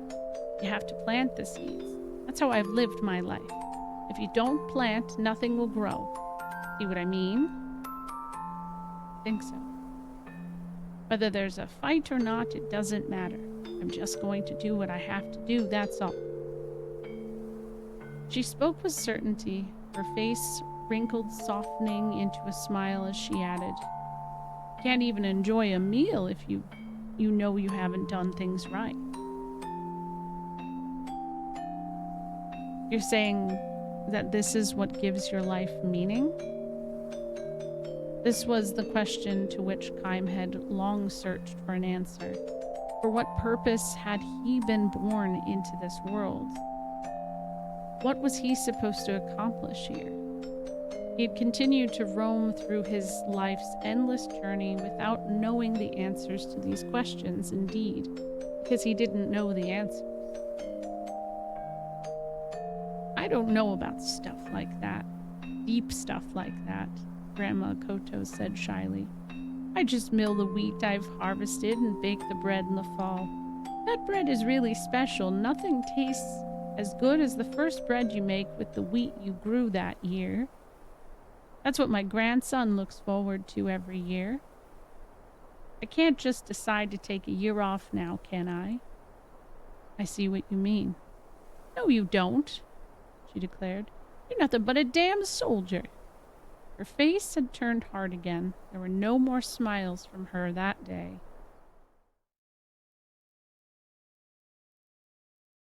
When Kime returned to the barracks, a soldier who had been stationed in the village for 6 months or more said to him, "That old bag hates our guts. Because we've ruined the village? That's part of it, I suppose, but it's got deeper roots than that for her." Grandma Koto had lost her entire family to war. First, her husband died in the war 40 years earlier, then her son and wife in the war 20 years earlier, and now the one grandson they had left was taken to fight in the current war. What was his unit? I asked the soldier. The man gave a helpless shrug and named a unit that had been sent to an area with the most intense fighting. Talk about bad luck. The fighting's so bad out there, if it was me, I'd take my chances on being executed for deserting under fire. He's got maybe a 50-50 chance on coming back alive. No, maybe 30-70. If her grandson were to be killed, Grandma Koto would be all alone in this world, so she would have no one to feed her bread to. It must be tough to be left alone at that age, the soldier said. Looking at old Koto, I can't help thinking of my mother back home. There's no way I can let myself get killed. She'd never stop crying. Same for you too, eh, Kaim? Kaim had said nothing in reply. He had no right to put himself in the same category as this soldier. I never realized it, but Kaim's never talked about, well, maybe he doesn't remember it. Never mind. I was going to say, he's never thought about his like, aside from his family that he knows is present with him currently. The battle started 3 days later. The enemy army's attack was even fiercer than expected. The defense forces had no choice but to put everything they had into the fight. Kaim slipped away from the battlefront and headed for Grandma Koto's house. He found her leaving for the field as always. She gave no sign that she was afraid of the fighting. People who know exactly what they must do and who refuse to be distracted by anything else can be strong beyond all reason. Kaim saw now that there could be far greater strength in a finite life than in one that lasted forever. Because he sensed this so deeply, he stood before her, blocking her way. He lifted the tiny old woman in his arms and carried her bodily back to her house. Carried her bodily back body. What are you doing? Let go of me. I'm not going to follow some soldier's orders. I have work to do. Yes, I know that, Kaim said. So put me down. I don't want to let you die. Holding her against his chest, he looked at her in the eye and pleaded with her. I want you to bake bread next autumn from a new crop of wheat. She stopped flailing her arms and legs in a vain attempt to get free of his grip. She looked straight back at him as he said, as long as you have someone to feed your freshly baked bread to, I want to keep baking bread year after year. I want you to keep reading. Yes, I think I read that wrong. Whatever, you know. Old Kodo heaved a huge sigh and muttered, smiling, I knew you were a very strange soldier. Yeah, he's pretty weird, but in a good way. The battle raged on for several days. The arrogant, cowardly captain died in the fighting. The soldier who had told Kaim the story of Grandma Kodo also died. Countless defense troops died, and countless army troops died. The village was consumed in the flames of war, and old Kodo's field was ravaged under the heels of military. Kaim's side managed to stave off the attackers, then followed the retreating enemy to the north. All that remained in their wake was the empty, devastated village. The war ended as the spring was giving way to summer. At the cost of massive casualties, the army repulsed the enemy's invasion. The village began to recover little by little. As Grandma Koto had predicted, not one old person who crossed the mountains to the refugee camp came back alive. Autumn, and Kaim has come back to the village. He feels warm in his chest when he looks across the fields and spots old Kodo sowing wheat. So, she's doing it again this year, and next year, and the year after that, for as long as she's alive. She notices Kaim and crosses him towards him with a welcoming smile. A year has passed. She seems to have shrunk somewhat, a year's worth of aging. Haven't seen you in a while, she says. So, they didn't kill you? And I'm glad to see you looking well, too. I heard you stayed near my house during the fight. You single-handedly fought to keep enemy troops away from it. Kaim gives her a shy smile. How was your wheat? He asks. All ruined, of course. Worst crop I've ever had. A few scrawny stalks, barely left for one loaf. She tells him all this with surprising ease, and she fixes her eye on him and asks, "Have some." "What?" "Bread, of course. I'll bake you a loaf now if you help me eat it." "Well, sure, but..." Grandma Kodo sees through Kaim's hesitancy and says with a calm smile, "Yes, he's dead. My grandson. I got word at the end of the summer. I was waiting and hoping, planning to bake him a loaf of bread as soon as he got home." When she sees Kaim hanging his head in silence, she adopts a spirited tone as if she has to be the one to cheer him up. "Come on then, you eat what he would have had. It'll probably be tougher than usual with the wheat harvest being so bad, but I'm sure my grandson would be happy to know I fed my bread to the man who saved my life." So this old woman has lost her entire family to war. In other words, there was no one left to enjoy her bread. Still, she urges Kaim to wait a minute while I finish this up, sowing the wheat for next year's harvest. She does it because that's what she's always done, because it's what she's supposed to do. Kaim stops himself from speaking the words, "Let me help," and he stands staring at old Kodo's bent back. In the glow of the setting autumn sun, she is sadly small and sadly beautiful. Why sadly beautiful?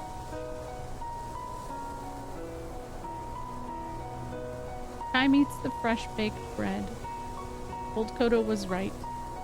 Made from wheat grown without its full measure of care. The bread is hard and dry and poor in taste. Still, all of the bread Kaim has eaten will go on to eat in his long, long life. This is by far the most delicious. And it did end up being surprisingly wholesome too. "So long, friend" has the vibe of something that's gonna hurt my feelings, so we're not doing that yet. I'm gonna go back to the backyard and see what I can accomplish. But also let me save. Ooh. 2 down.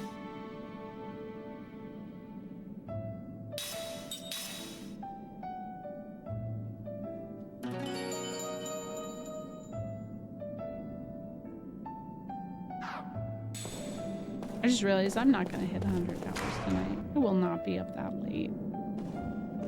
It'll be next stream.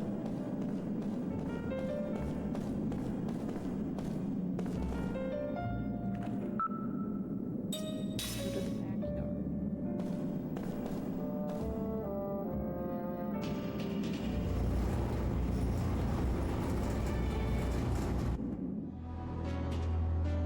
Alright, here we go.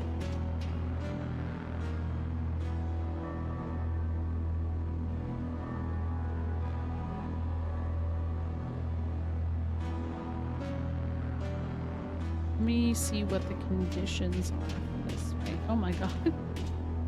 I still haven't fought anything that looks remotely like what is in this cage. And that is confusing. Poor little Kilian. Defeat all the wild balls. Don't defeat Kilian.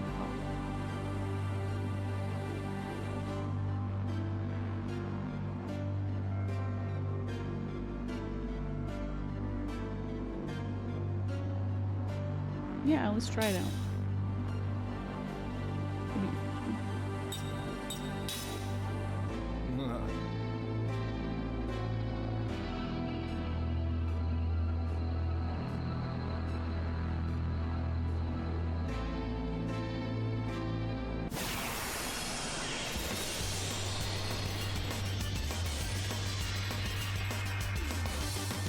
No one gets the toy.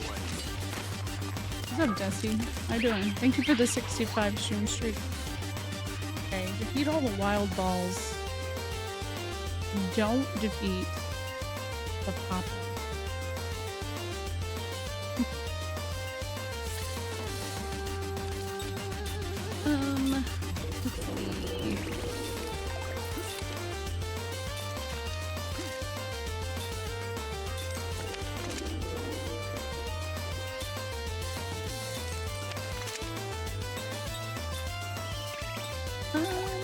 see here.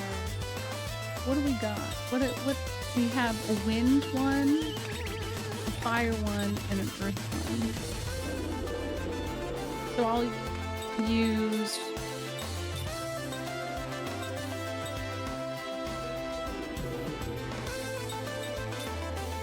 oh, that's the wind. Earth, so earth is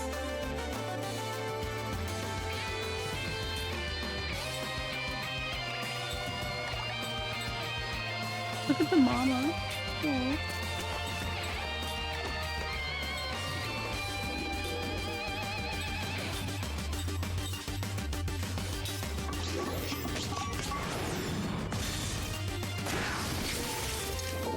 Whoa.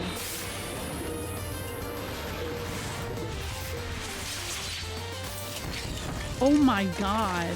Whoa. Oh my god. Yikes.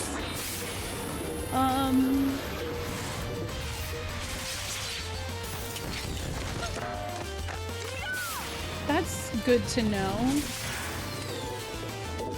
Good to know that that's a thing. Oh my god. Oh my god, please kill it. Holy crap.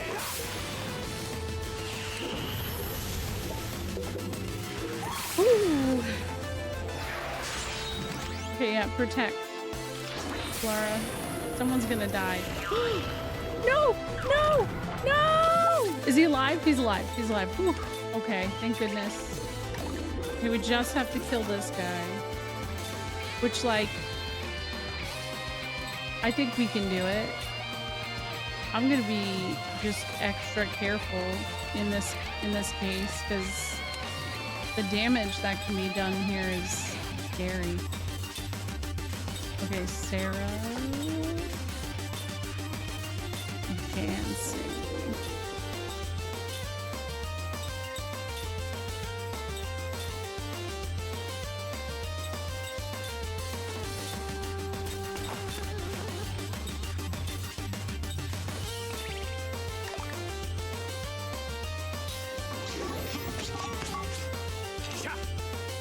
There we go. Here. Here.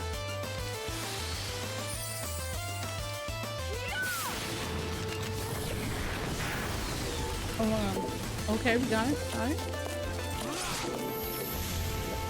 And thank goodness. And they both live. Wow, have you fallen for me yet? Nice. Cool. Here's your prize for winning. Oh yeah, I'm stoked on how many slot seeds I'm getting out of this. This is worth it for that.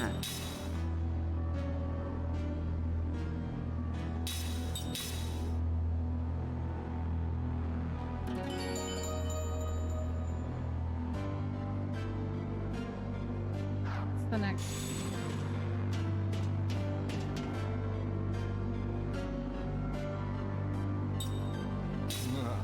It is Art of Inner Sight. Defeat all enemies. Dark status, seal status.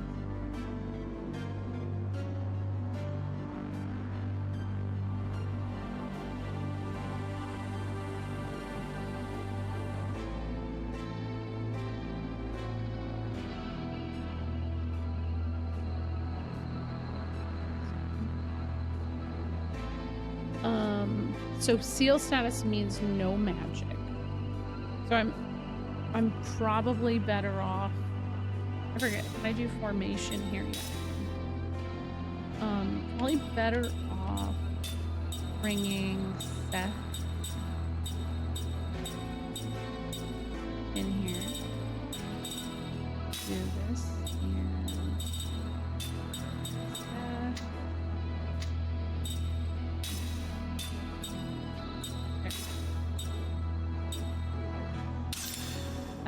That could work.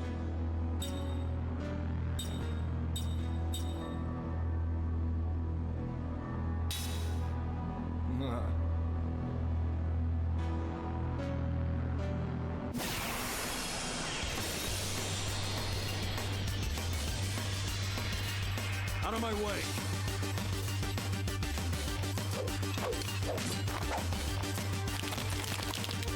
I would have been here. So the goal is really just to focus on the king.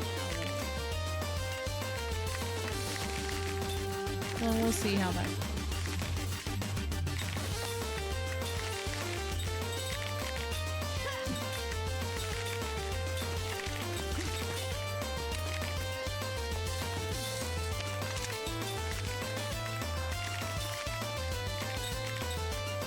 Red mage? Oh, that's not red. There we go.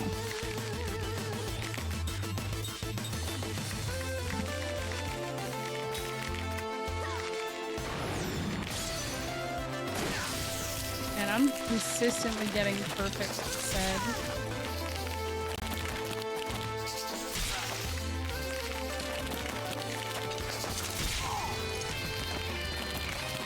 Cool, I'm gonna check and see if I have any aerial killers. Purple mage win? Good question. Oh. Oops. Okay, we just gotta kill some more of these little guys first. Okay.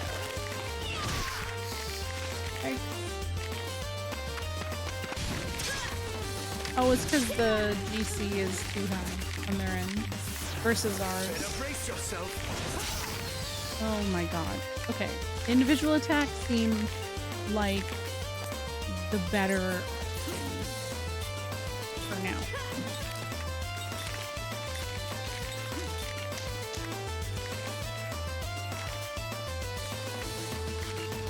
Blood, wait.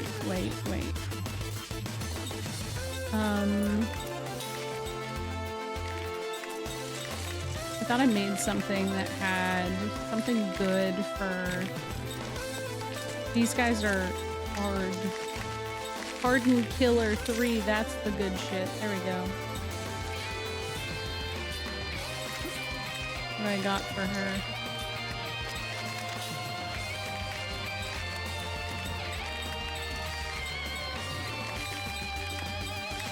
Such a weird thing. Hard Killer. But that's Hardened Killer 1.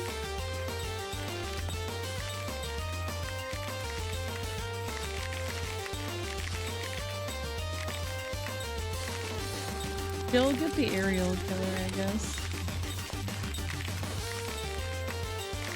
Critical damage.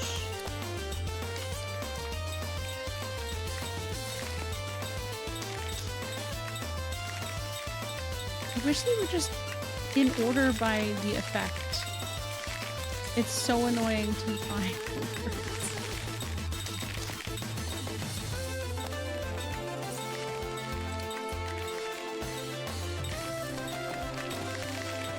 We'll just do that. Damage up level 2.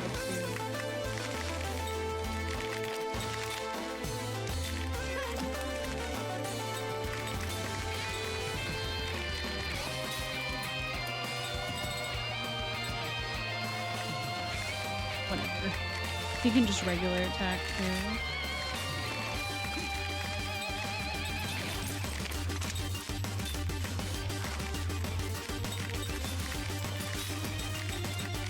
No, I don't have anything better. I thought I got better equipment for him, but I didn't.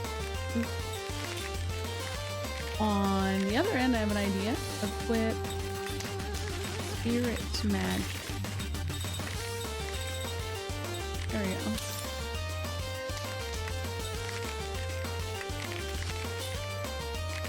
Did that not work? Oh.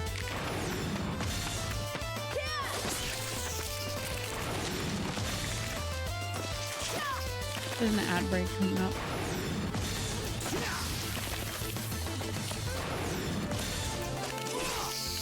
I'm so glad there's not a turn limit on this. It's... Oh my god, these guys suck. Nice guard.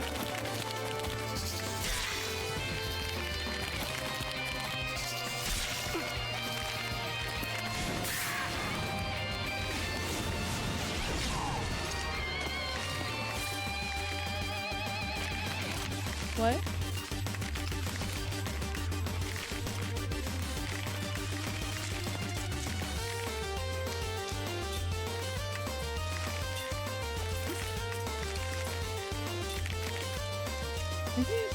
No, I haven't attacked, like, managed to hit them at all. Oh, because it's randomly hitting, like, get, no, let's.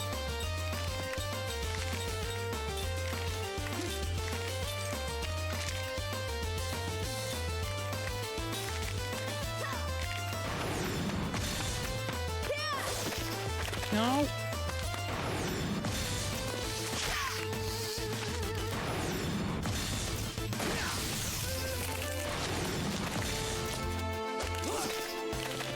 I don't know.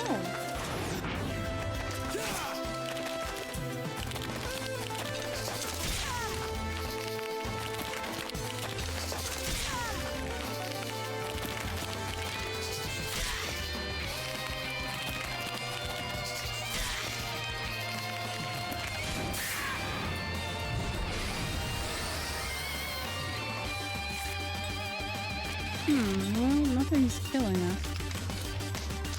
What the heck? Man, these guys don't take any damage.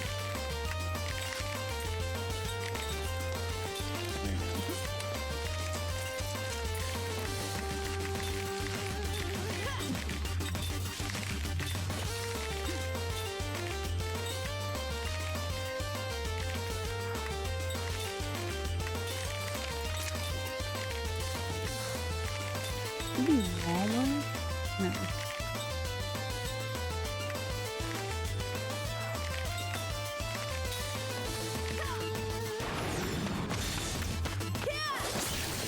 There we go. Finally. Okay. Never any damage. Oh my god. It almost feels like it would have been more beneficial to bring... I don't know. Literally anybody else. Mac has not done shit.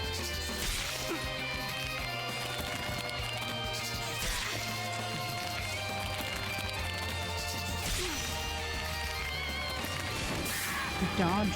He's not gonna do. What the hell? Oh my gosh, that's annoying.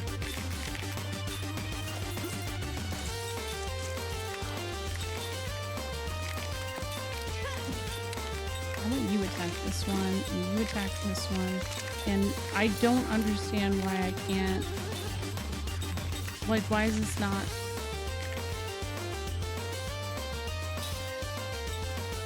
Why can't he? Here, we'll do this instead, I guess. And Planet Ring isn't gonna do anything, so I'll do sort of any other aerial.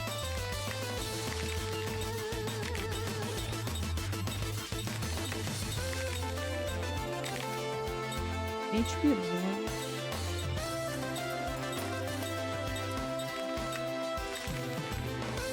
Something.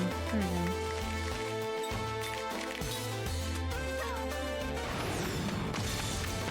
He's trying his best, yeah. I thought he knew spirit magic and it's not working for him, so oops. Oh shit.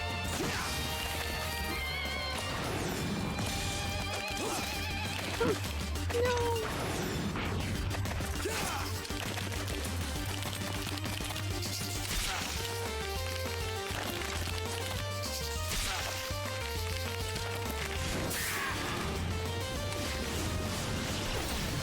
Oh, that actually did damage this time. What the hell is that?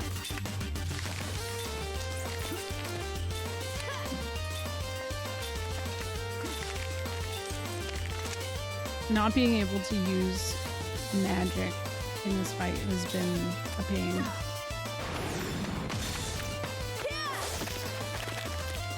No! Come on, it's your time to shine, kid. There we go. Let's go.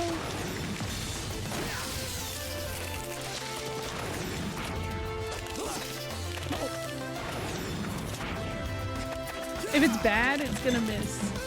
That is a guarantee.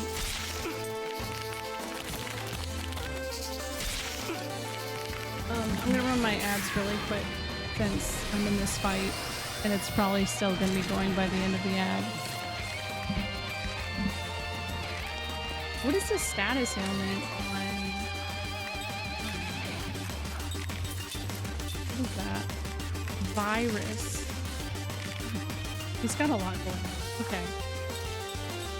So that's probably not helpful. So we'll make, she's not doing anything right now either. Soul medicine. Anything that feels sure.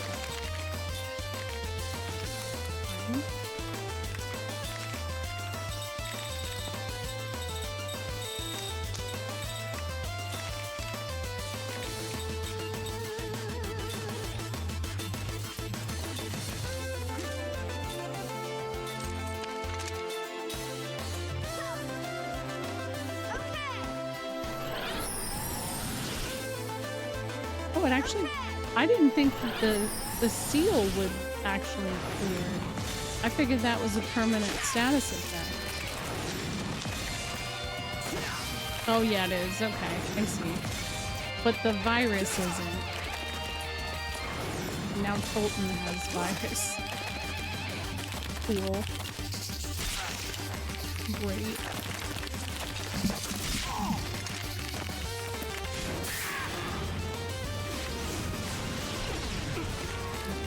Absorb is doing work. Okay. Just an idea. Ground this bomb. And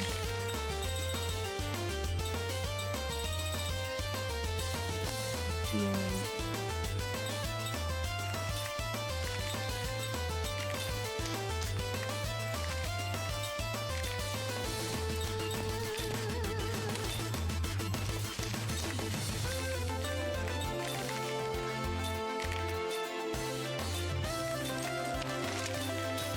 There we go. Okay. Okay. Okay. Well, now I know. That was it. That doesn't work either.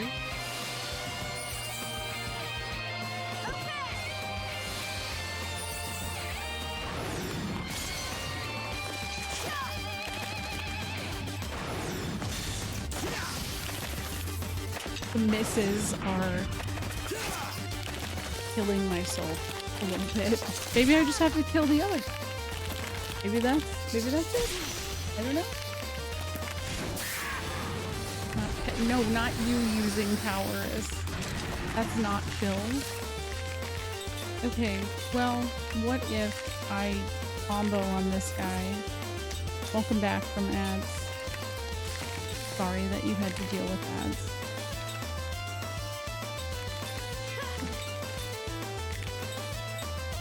Target. Try it.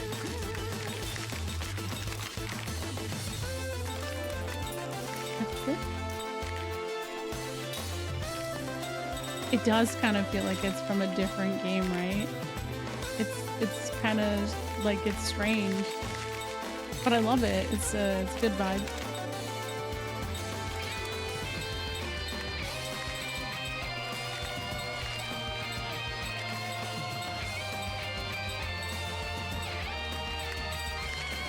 Critical level of Aerial Killer 2. Hell yeah. Let's try this.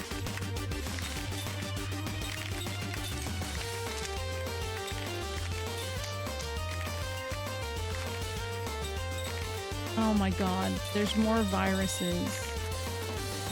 Do I have anything that clears virus? It's just an, oh my gosh. Power drink? You know what? Yeah.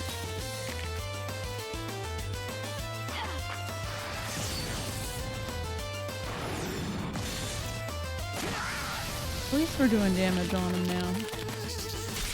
The funny thing is, I don't even think that Owl has as much HP as these stupid little bitches have. Oh.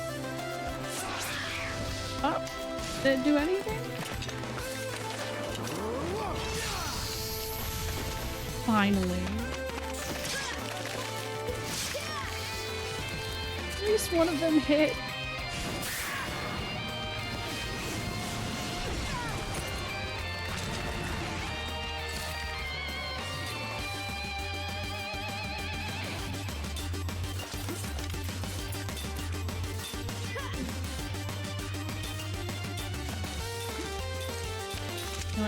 We're just doing this.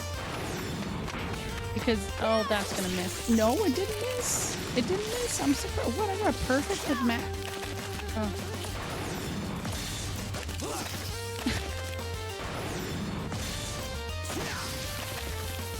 I think if they put a turn limit on this fight, it actually would have been evil for them to have done that. It's absolutely diabolical. Oh my gosh. Okay, we're living though. We're living. Which is great. Okay. Tolkien. Virus. I need to get more of these cure-alls. I don't know how often we come by those. Double item.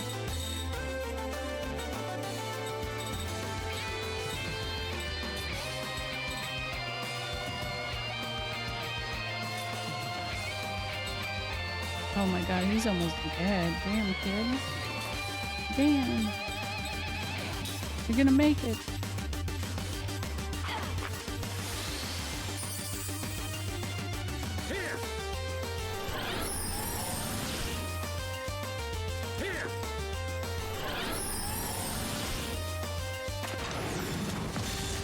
Get him, Colton. Oh, damn.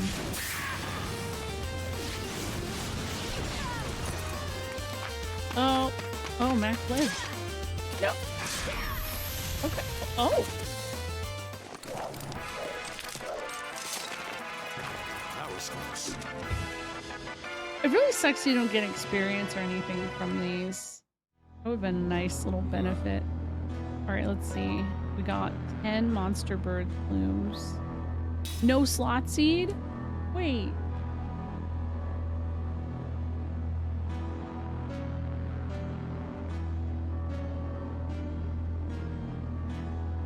The bonus prize is for defeating the king owl first.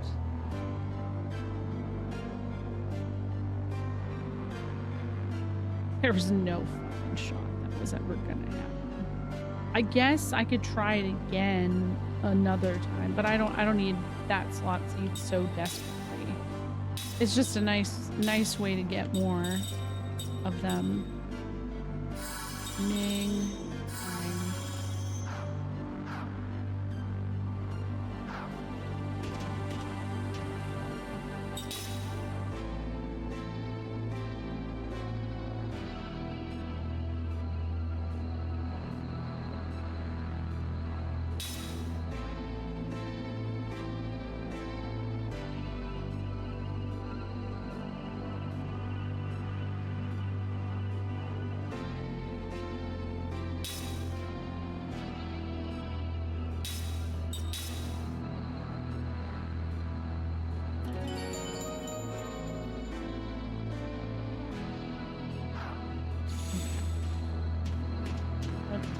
Conditions.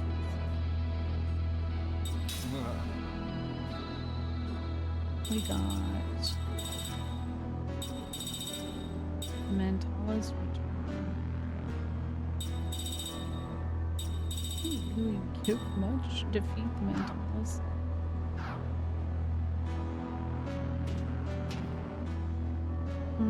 So we want magic people for sure.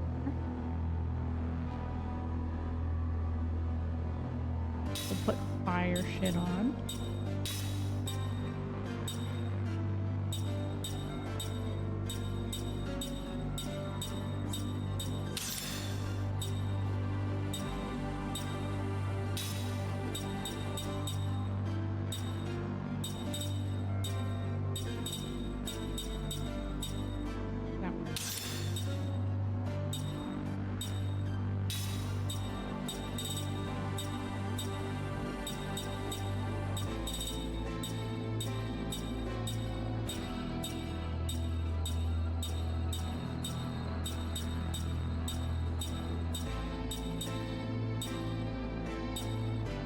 Advantage level.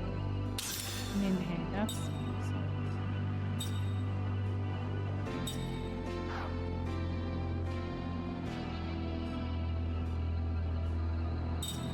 we'll be okay with this. Only other thing is skills.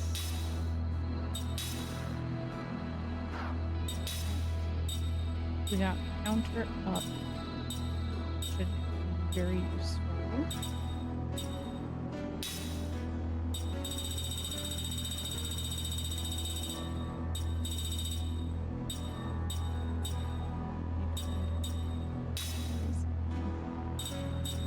Got these extra slots?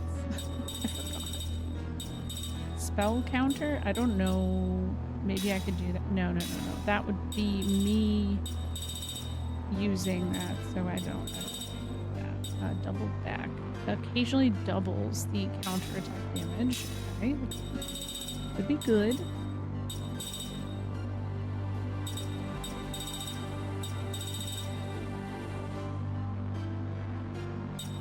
Magical defense boost. Yo, what's up, foe? Hello. How are you? Oh, hey. Welcome. Doing good. I'm glad. I got to hang out with foe just recently. It was nice. We got sushi. It's been good. I'm at the end of the game, so I'm just doing like all of the side quests and shit, and then reading a lot of reading right now. Hello, Ian. Yeah, it was we actually went to another one. We went to something similar this past weekend, and that was nice too.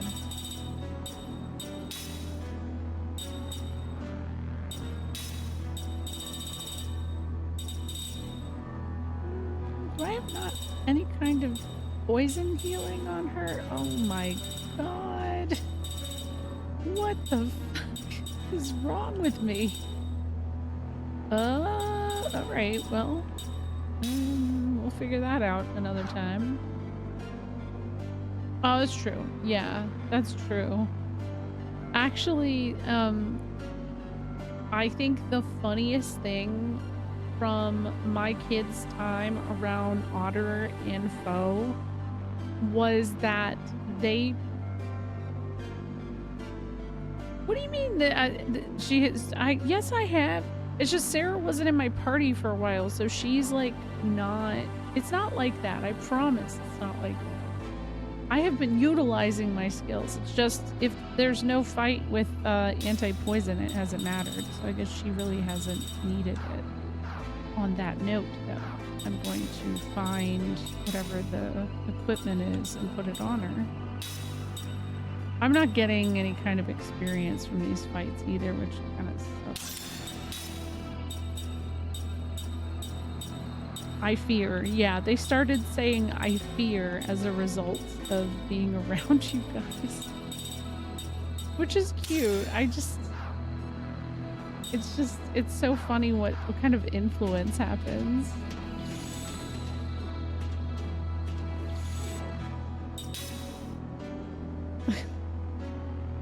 What were you up to?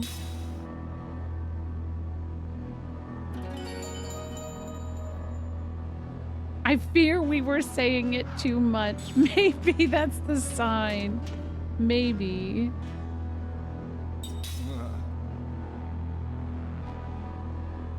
Who knew we were cool enough to influence the youth? I mean, I knew that. You know, the other funny realization that Ruby had like a little bit after was like she realized that she's sat and watched your stream because like on Saturdays you play, you know, different kids games and stuff. And she recalled when you played, I think, either the Bluey game or like a Bratz game. And I was like, yeah, that was him. Oh.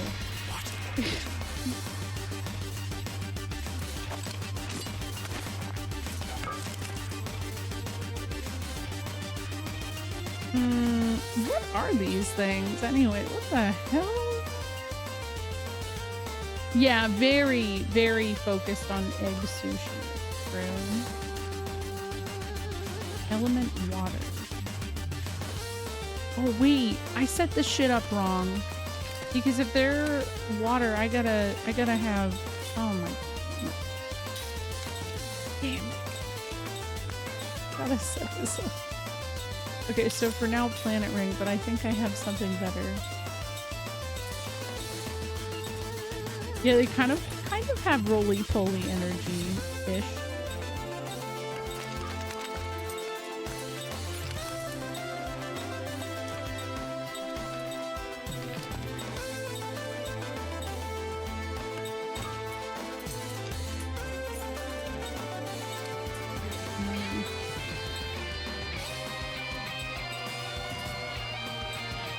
It's okay, I can't remember anything ever anyways. So like, I'll never judge that.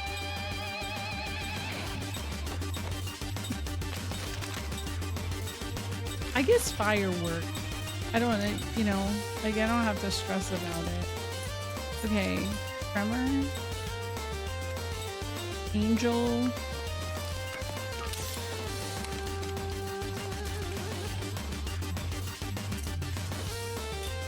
Oh man, okay, it's the Mentalis I have to go.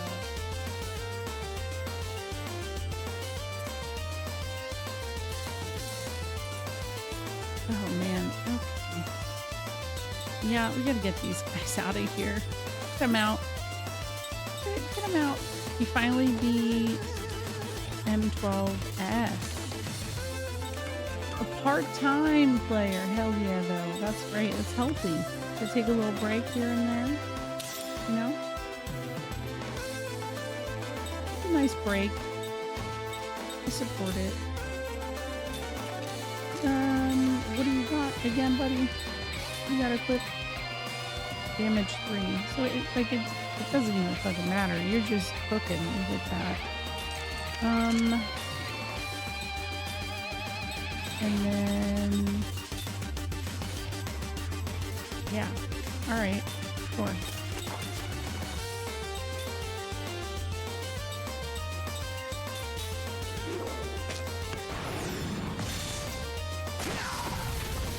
Nice. Oh, why didn't I combo? Oop.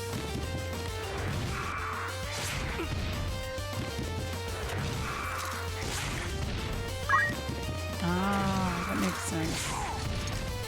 Hello, Sunny. How are you doing? Wait, what happened to Seb? What happened to him? Not my son! Holy shit, Jansen! Better brace yourself. Wow. Jansen impressively, like, did a lot of damage. Wow. Good for him. How are you doing? What are we up to tonight?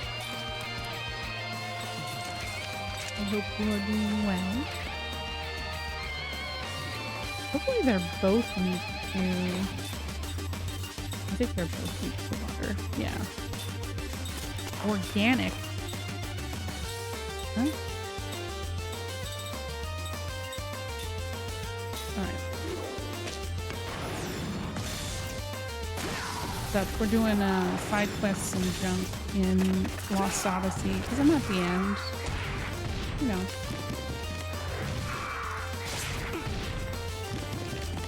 Nice. Well, thank you for the raid. I've been like doing some of the side quests and then working my way through reading all of the different short stories. Okay, I wonder if I beat the condition.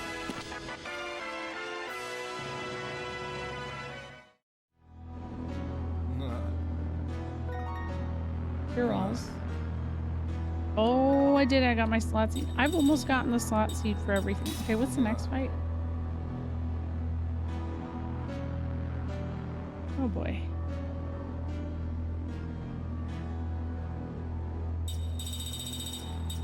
Against all odds. Tolton only?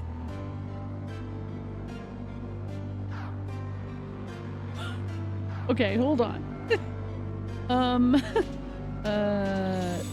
We gotta do some work to prepare for this one.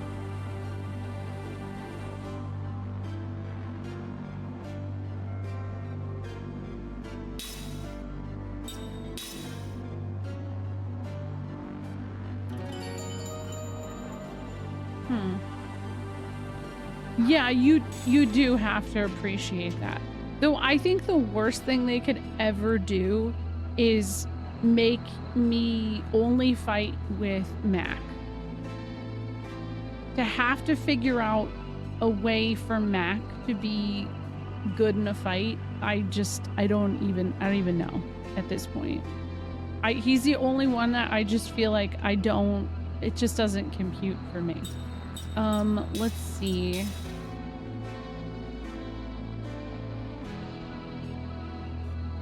The bonus condition for this next fight is do not use any items or spells. That's not. That's absolute. What?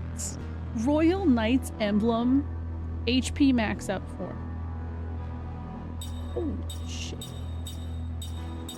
Okay. I mean, that could be beneficial though. And I can do some switching around. Maybe. Hold on.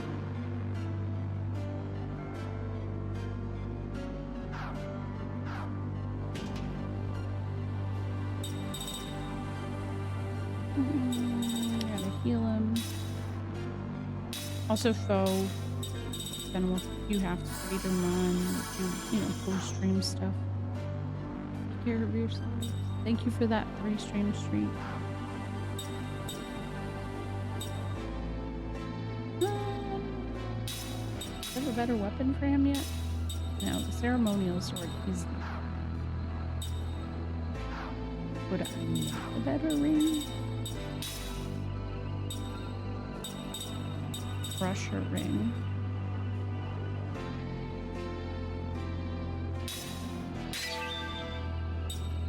Oh, okay. Demolition ring seems good. All right, I'll equip that. See if that does anything for Tolton. I have a feeling this one's gonna be a little bit. Rosie is crying, so I'm gonna just go check on her really quick. She didn't. We're in the middle of. We're in the middle of like nighttime potty training, which is like a whole different process, and I'm gonna make sure nothing happened, you know what I mean? So I'm gonna run my ad, even though we just did ads not that long ago, I'm gonna run them again, and I'll BRB. Because technically, I didn't BRB, I just kept playing.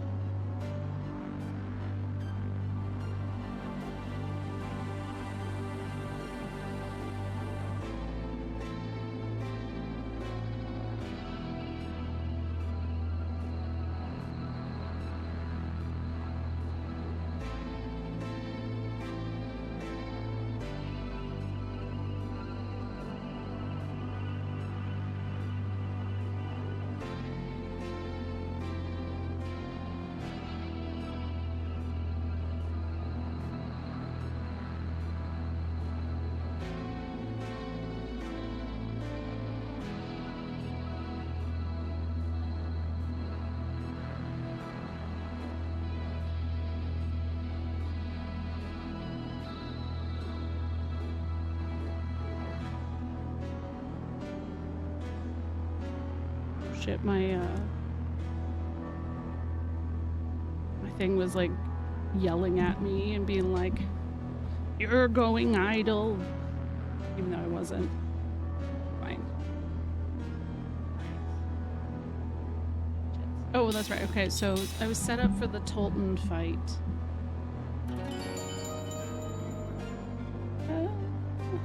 No items. Scary.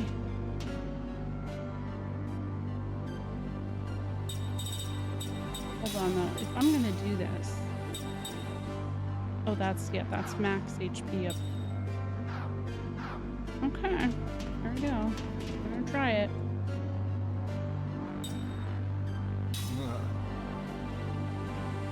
It's not required, but I get a slot seed for that, and those are like, you know, there's only so many of them in the game, so that's why I'm trying to get the conditions. Because basically that lets my immortals, who I feel like I'm probably going to use a lot at the end of the game, it makes them able to have more skills equipped at once. Hey, I wasn't ready.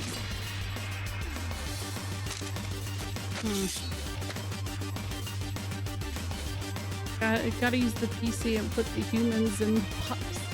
Yeah, actually. Okay, what do we got? I'll try it. Let's see if this works.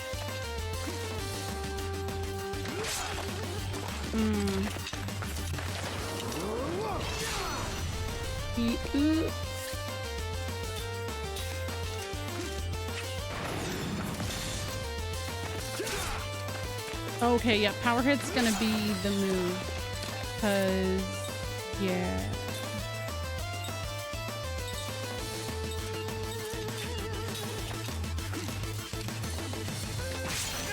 Oh no!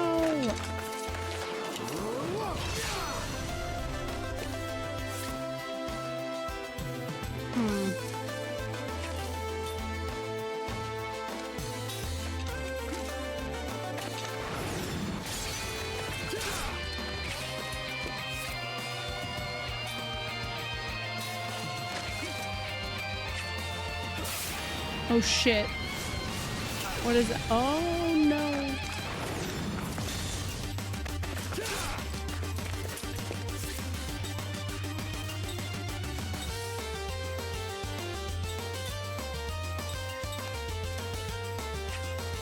The member difference. Wait. I don't actually know what the hell that means. Hold on, let me see something here. Member difference. Does that mean like the amount of people in my party? Because I feel like that could potentially be pretty good. That doesn't explain it. Member hit. Damn it. Enemy party. Member hit. Inflicts damage on one enemy based on the member difference. That's still really not explaining it for me enough. That's why I've never used it. I mean, hey. YOLO, right? Might as well. I feel like he's gonna hit me first, so. Yep. Fuck. Oh my god, I forgot about that. Wait, but why didn't it happen? It didn't happen. I have that special attack. Or that special... Damn.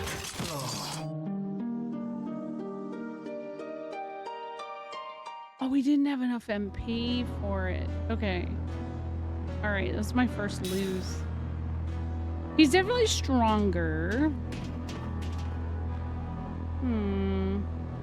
HP absorbing rings could potentially... Oh, wait. Oh my gosh. I haven't really fucked with that yet. HP absorbing. I have one. Where's it at?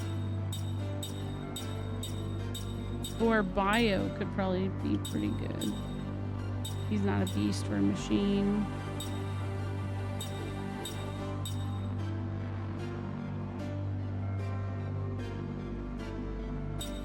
Yeah. That's, yeah, unfortunately, I don't think that's... Okay, so HP absorb. So that's the draining ring. Oh, wait, I had something. Oh, there it is. HP absorb level 2. I'm gonna try that out. He didn't poison me either, which is apparently another chance that can happen. This could be interesting. We'll see.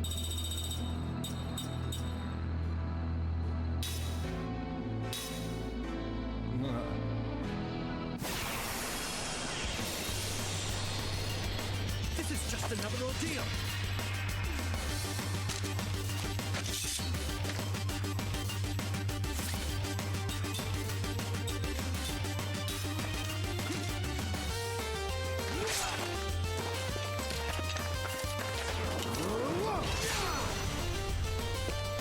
Oh, yeah, that's actually...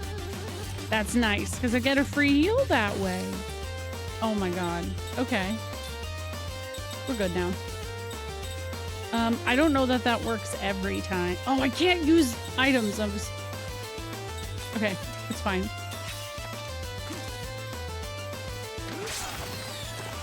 He poisoned me.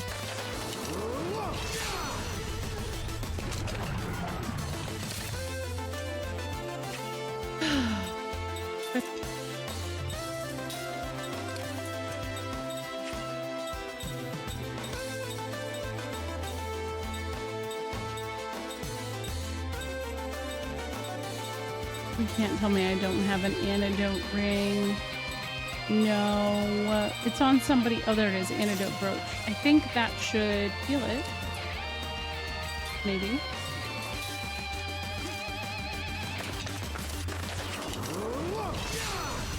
It doesn't. I should have had it on at the beginning of the fight. That's annoying.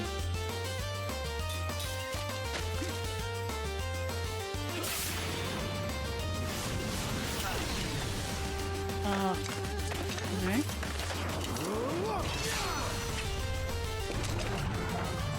Ah! This is stressful. Okay, do it again and then antidote ring. And then I'm probably fine. Yeah, wait. I made it somehow?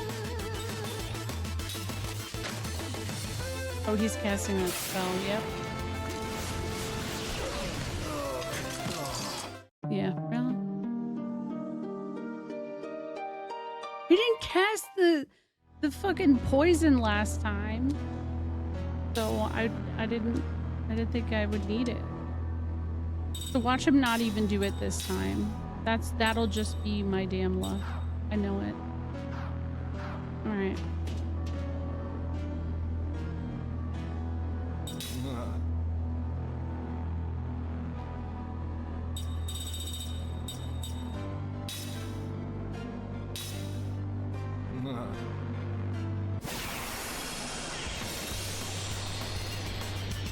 Now's our chance.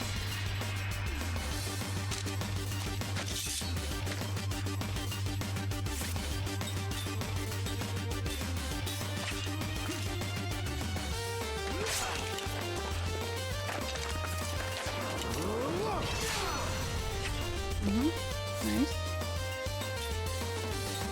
That didn't absorb. Let me just try this.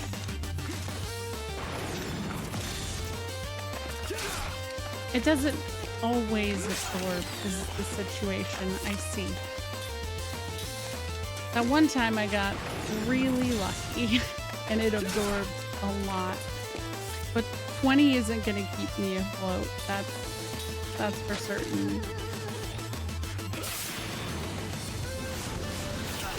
Especially with that. That's annoying.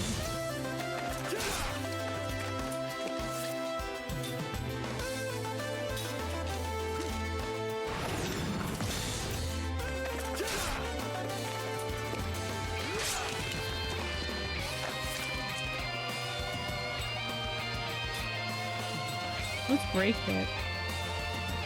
Ooh. I don't feel like that's necessary. Yeah, I'm fucked.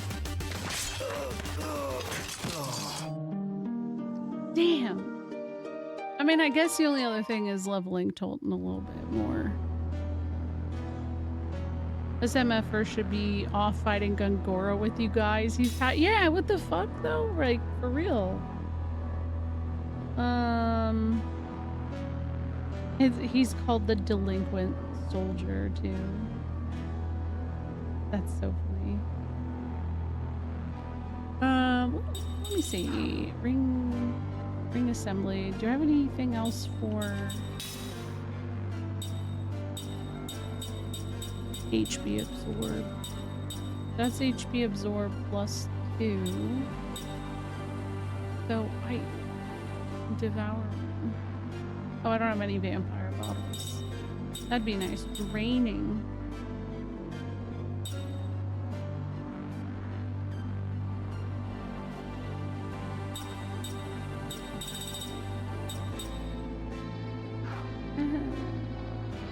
Yeah, I mean, more HP would be good for him. I'll move on to the next one. Because it's not like that's holding me back.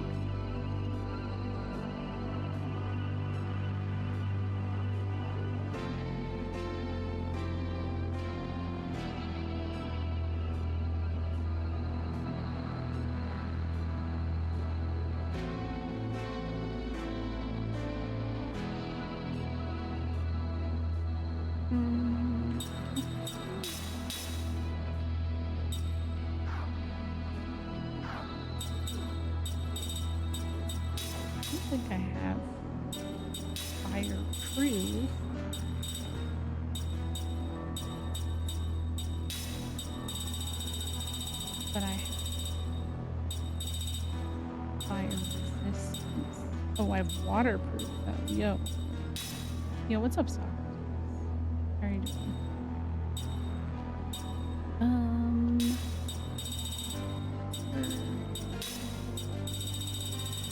Is fire resistance. That's stuff. Okay. Let's meet my party.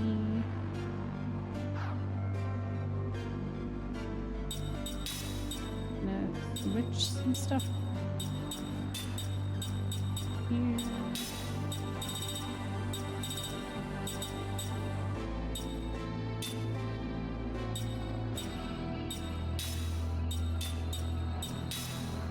A strong ass front row.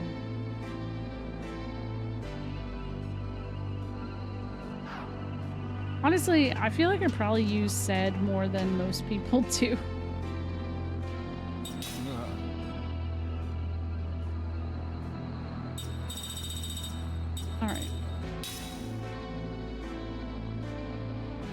Thank you for the work.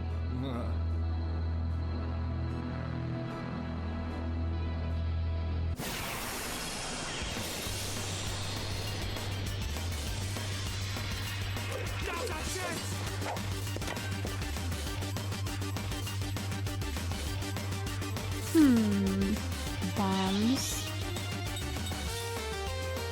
Wow, those are gross looking.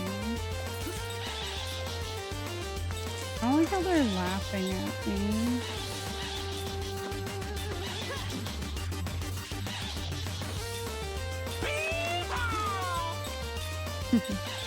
Thank you for it, the bee.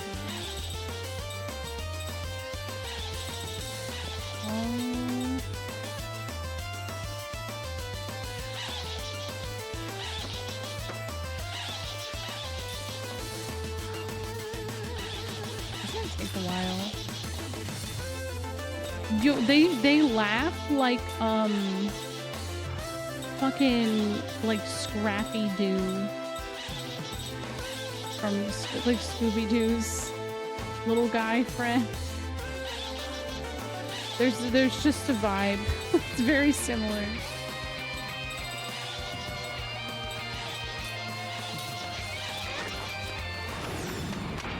Oh my god. That was bad. Nice. No, yeah, it's very specific, but it's like, uh-oh, what's happening? Oh, Tolton doesn't have protection on that one. Hold on. Oh shit. 2 turns or less is the condition for this shit. No. Oh, nice.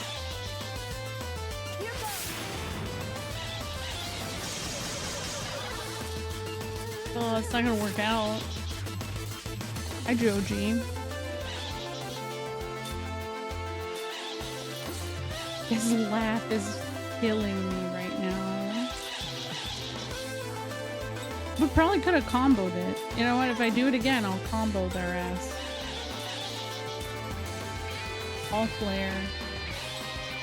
And on her end, I mean, I guess she could just do... Or, in fact, yeah, I bet I could have got this.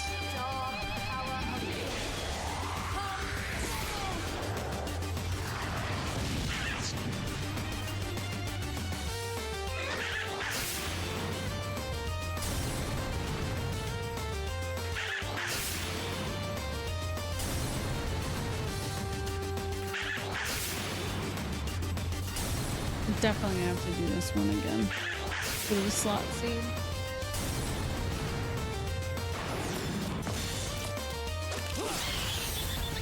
Ooh. Oh, they can resurrect? Oh, fuck that.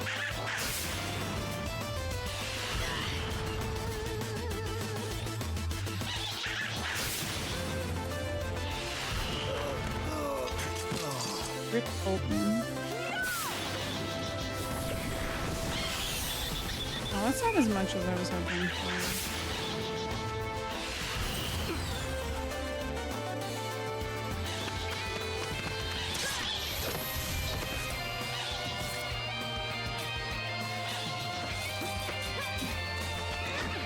I'm just, what am I doing at this point?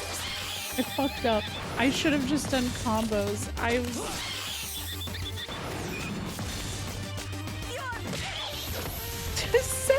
Sarah did it!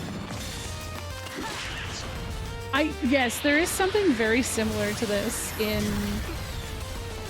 See, that would have worked if it happened sooner.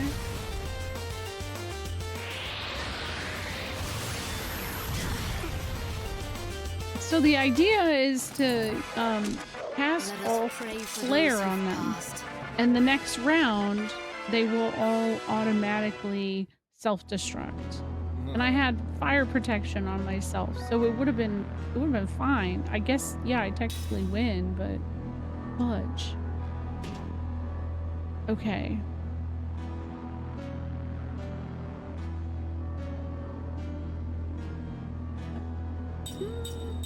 And do it again.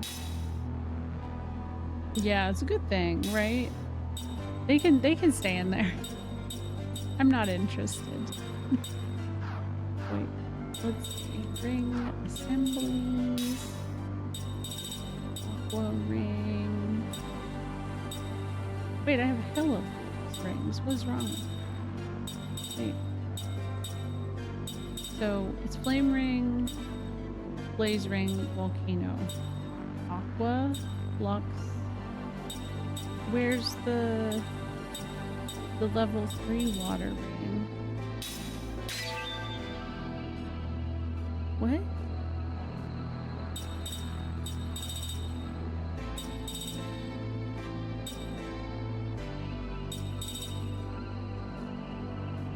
I'll take it. You know? 2 of these, wind or water +2, probably great. Probably wonderful. Alchemist ring is also really good. Creature ring.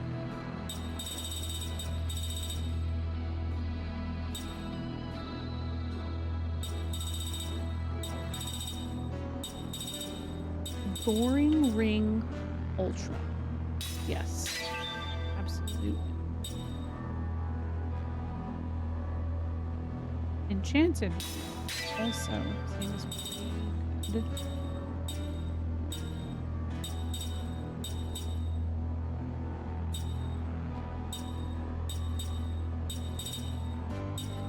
I'm realizing there's probably some kind of like achievement for getting every single ring. Shockwave ring? No.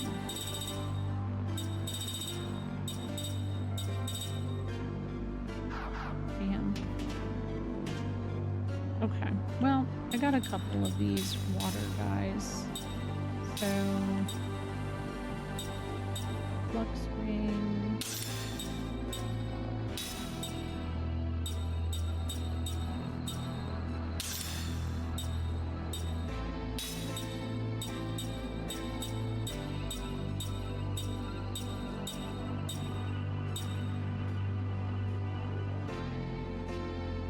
Element fire. Okay, yeah, they don't have any kind of special type.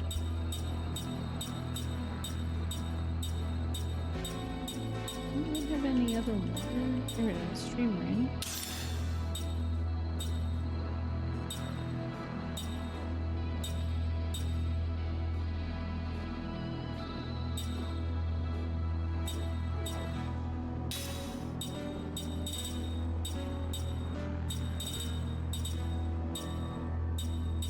That's weird.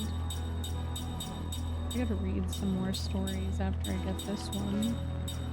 Water level.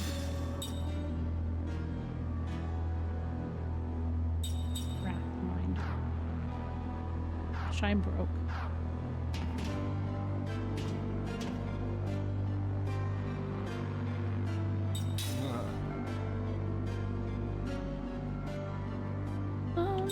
Where is it?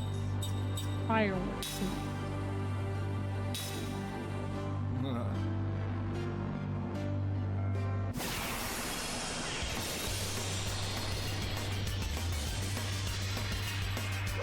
Better say your prayers.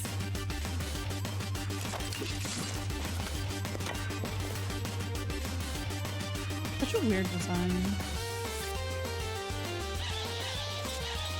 Oh, I'd already forgotten the stupid hee hee hee hee noise they make. And then it's back.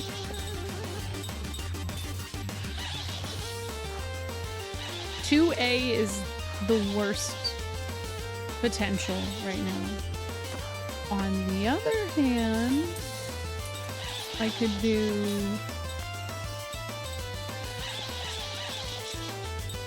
something that allows him to use spirit magic.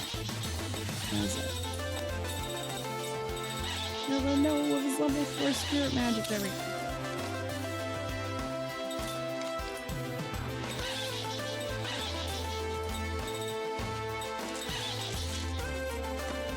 That can be fast enough.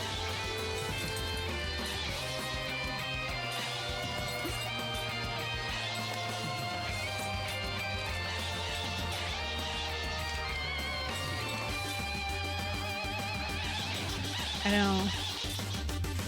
I'm enjoying it. It's a good song. It's fun.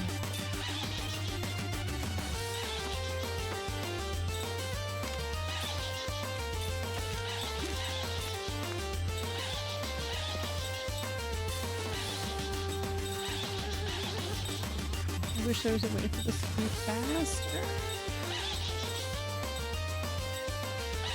All flare. 1S. It's just not enough. I feel like I'm better off just trying to use Aquara and just trying to like fuck it up, you know, for that.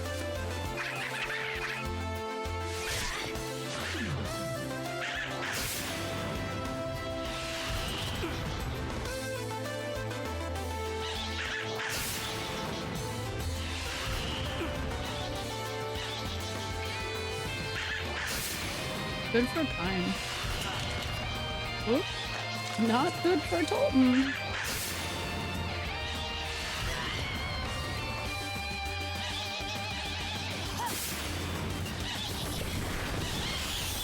Oh, that's not enough damage. Especially because they can revive. Yeah, that's not, no. That's not gonna work. I gotta somehow make like Ming or Sarah faster to be able to get that slot speed. I don't have the things I need for that to be possible yet. Though, there's only 3 left. Pretty good. Power hit. This one. If she did a floss bomb on this one, it's not enough. It's not enough. Damn it.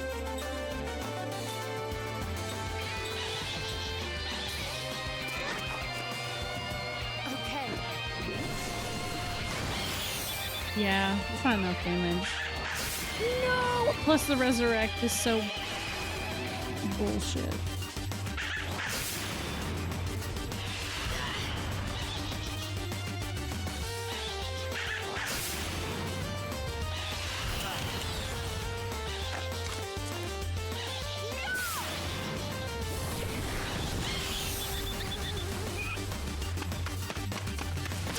And the next one is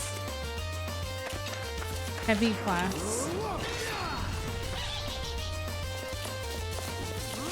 And I don't think I have that unlocked because I don't think I've ever fought in the tourist cave or whatever.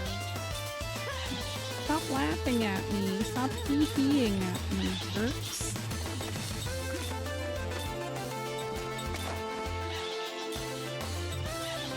They're so annoying.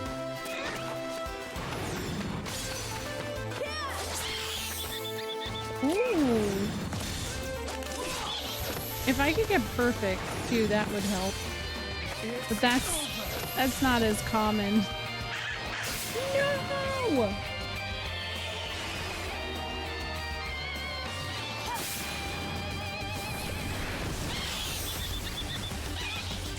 I'm okay.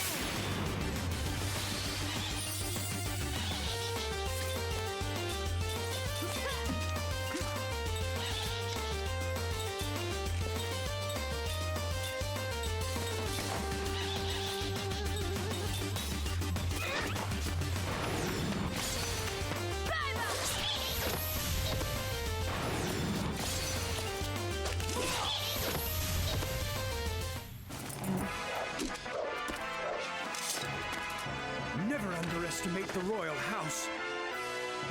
Sure, buddy. Definitely more than 2 turns, so. Yeah. Nope. We already got the prize, so he's like, nah. You're fine. There's supposed to be a shop or something here, though. I don't see... I guess it's got to be one of these guys. Because I'm, like, gaining points for every time I win. And so I'm supposed to be able to buy a bunch of stuff.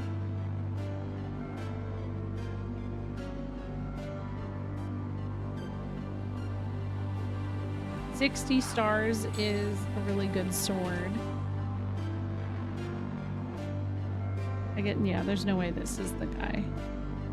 Because I have this.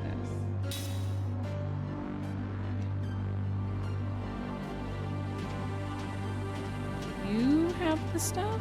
You sell stuff? Oh yeah, yep, prize exchanger Gleg. Instead of Greg, his name is Gleg.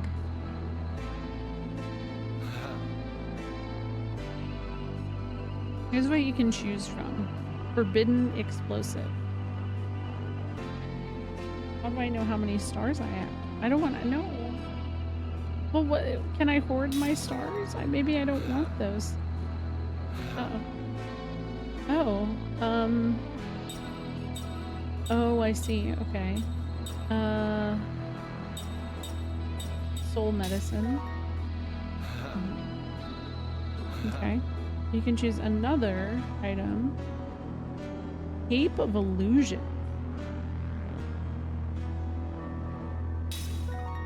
Okay. You can choose another invisibility potion. What the fuck? Your next target is 25 stars, so come back when you have them. Oh, damn.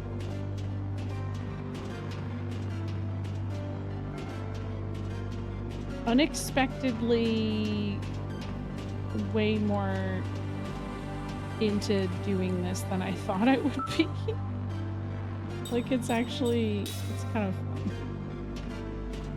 But I think the battle music helps though. But I'm wondering if the secret bosses like Blue Dragon has like special music or something. What if it was the Blue Dragon boss music? That'd be something.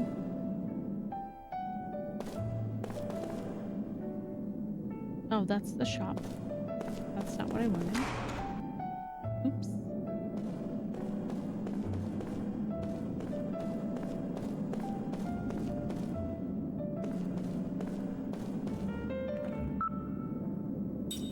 I got a second floor?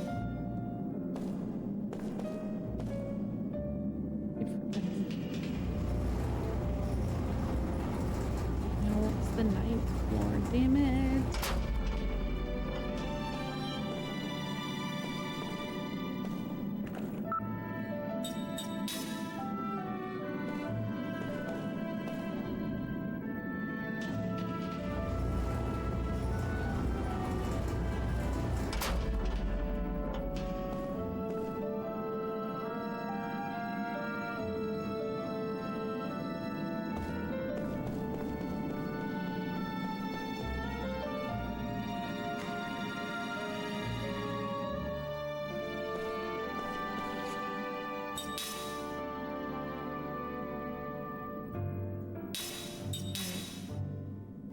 Reading time. Wrong one. This one. As much as I love that Sid background, it is wonderful.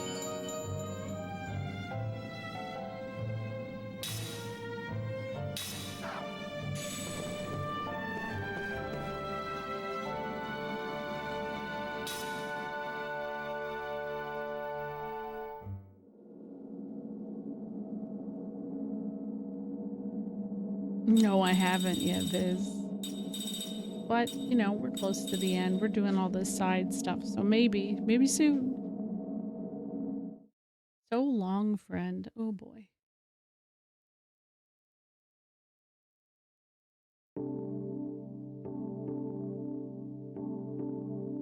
Even when he's trying to look detached, his true feelings show through. He's timid, cowardly, and gentle.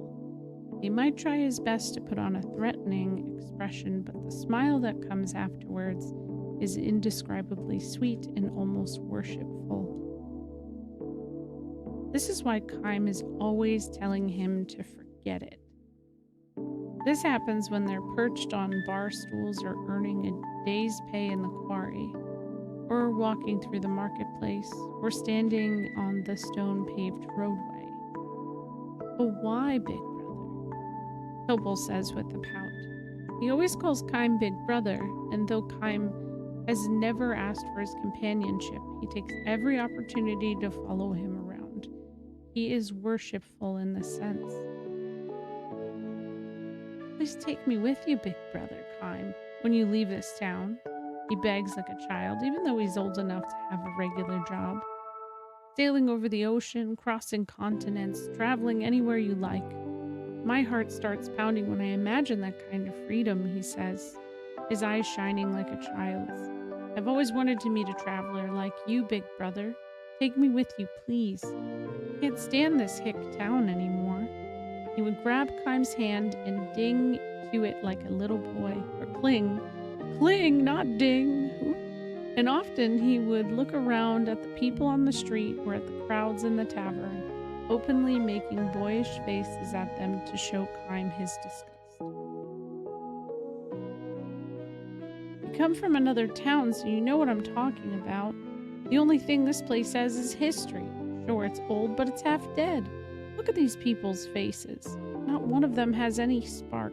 All they want is to get through one ordinary day after another without any problems.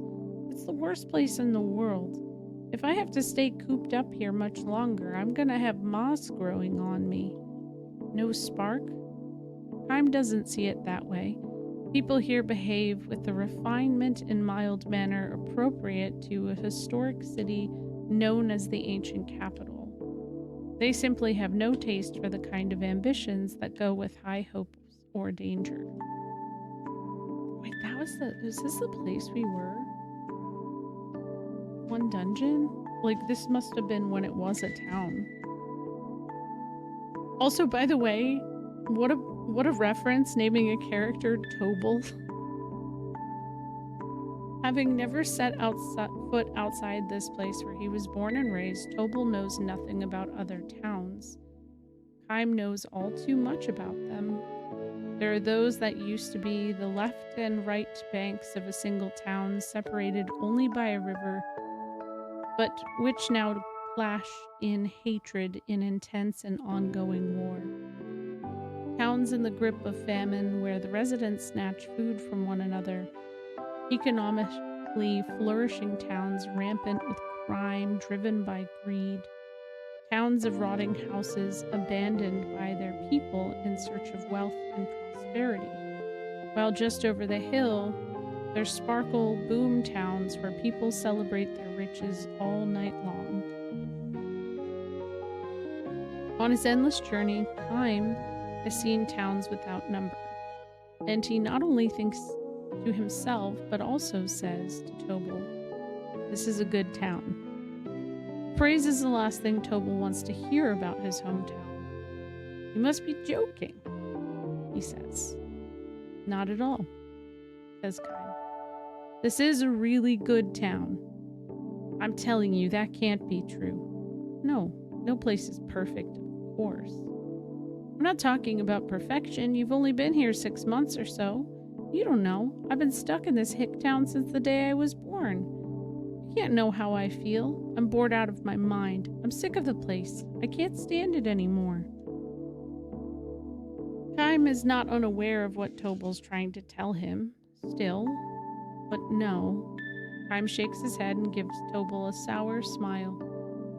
"You know," he says, "there's some people in this world who would give anything to get a taste of what it's like to have enough peaceful days to make you bored." "Well, that may be so. I think you were lucky to have been born in a town like this where people are so happy. When you sleep in an inn in this town, you don't have to keep your ear cocked all night for threatening sounds in the hallway. Young women can walk the streets at night without a dagger for protection. The children have plenty of plain but nourishing food, and they can play outdoors until the sun goes down. Life on the road teaches you these things. The more towns you see, the more deeply the lesson leaves its mark on you. The kind of things that Tobal takes for granted are in fact the indispensable keys to happiness." "I'm not so sure, big brother. Isn't happiness making your dreams come true? If all you need to do is just go on living in peace and security, what's the point of living at all?" Tobal is not just being perverse and arguing for the sake of arguing. Eyes locked on Kime's, he's asking these questions in all seriousness and sincerity. Kime recognizes that Tobal is an absolutely straightforward fellow precisely because he had a comfortable, untroubled upbringing. He's come to feel constrained in the town that he was born. The irony of it calls forth a twinge of pain in Kime's breast. Add to the Kime's breast counter. I haven't heard it in the other stories today, but last night, multiple times. This in turn provokes him to challenge Tobal. "So tell me, What is your dream? My dream? That's obvious, isn't it? Get the hell out of this place as soon as possible. And go where? Anywhere. Anywhere but here. And what will you do when you get there? I don't know. What if you end up someplace that's not at all like what you're expecting? I said I don't know, didn't I? Stop being so hard on me, big brother. I'm not being hard on you. These are things you have to think about. Well, I've had enough. An outsider like you can't possibly know how I feel. Though he stalks away in anger, Topal will be back in the morning as worshipful as ever of his big brother. He has the simple, carefree personality of a child. Topal has a wife, the young, still girlish Angela, whom he has known since childhood. Angela carries within her the crystallization of their love. Topal will soon become a father. Tobal's parents, relatives, and friends shower their blessings upon the young couple, who will soon be young parents. But Topal says to Kime, I don't want this. Glowering, he all but spits the words out as the two sit at the far end of the tavern's bar. Don't want to be a father? Kime asks, which only increases the bitterness of Tobal's expression. Topal nods, but as if to negate this answer, he mutters, No, I'm glad enough to have a kid. How could I not be happy about that? But I don't know. I just don't want this. He can't quite put it into words.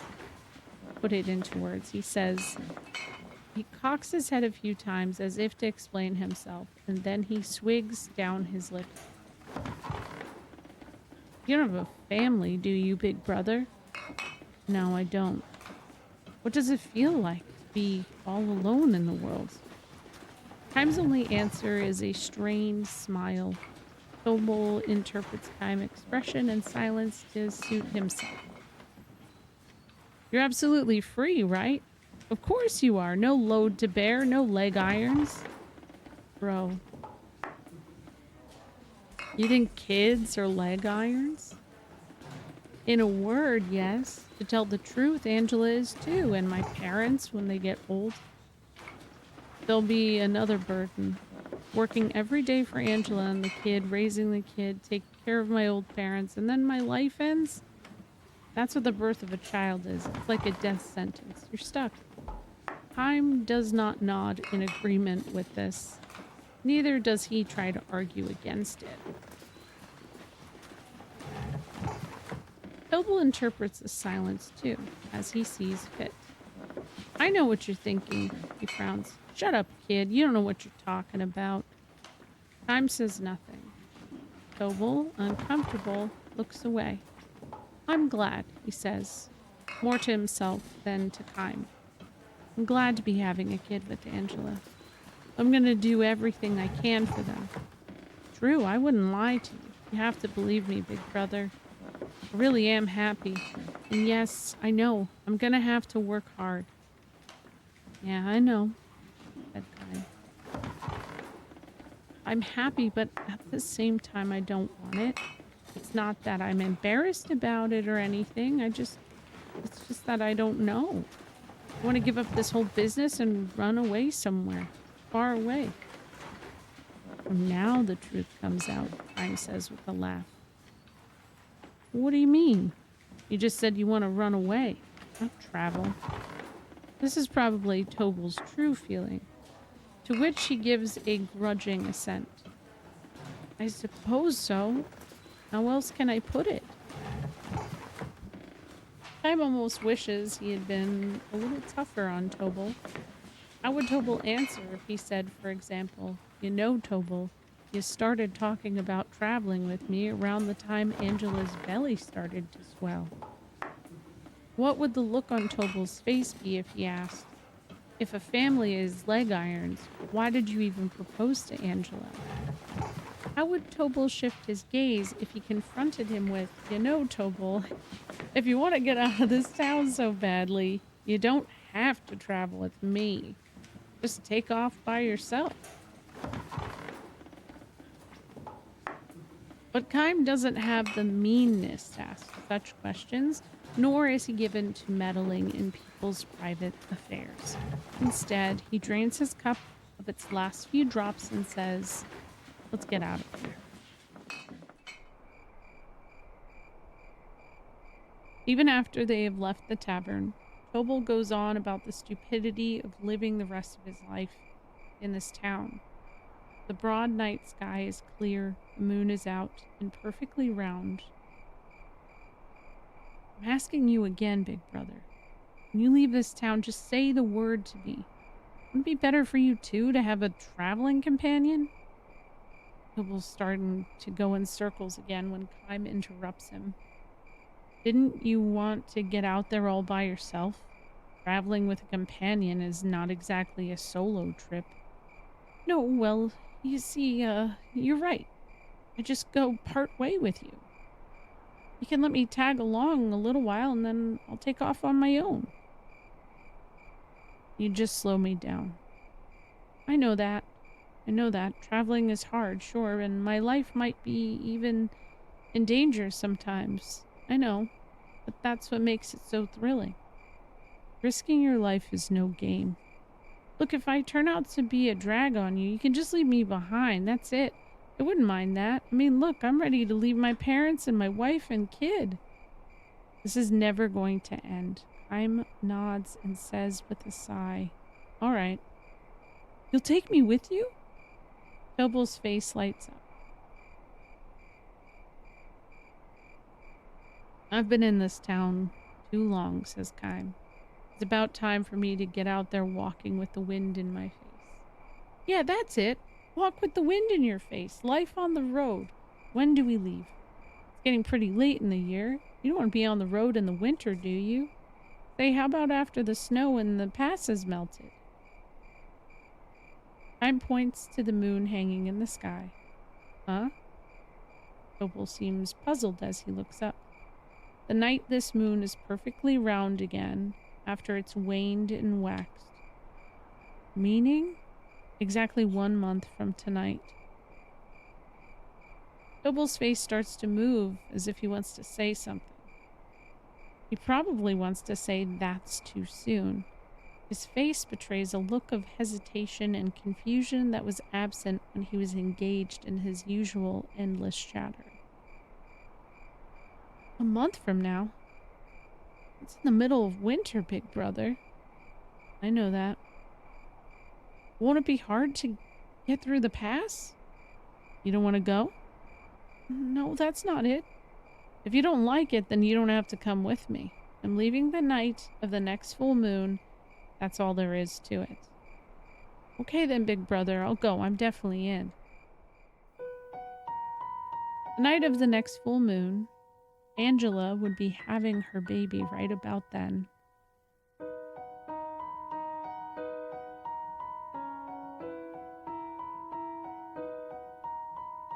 The month slips by.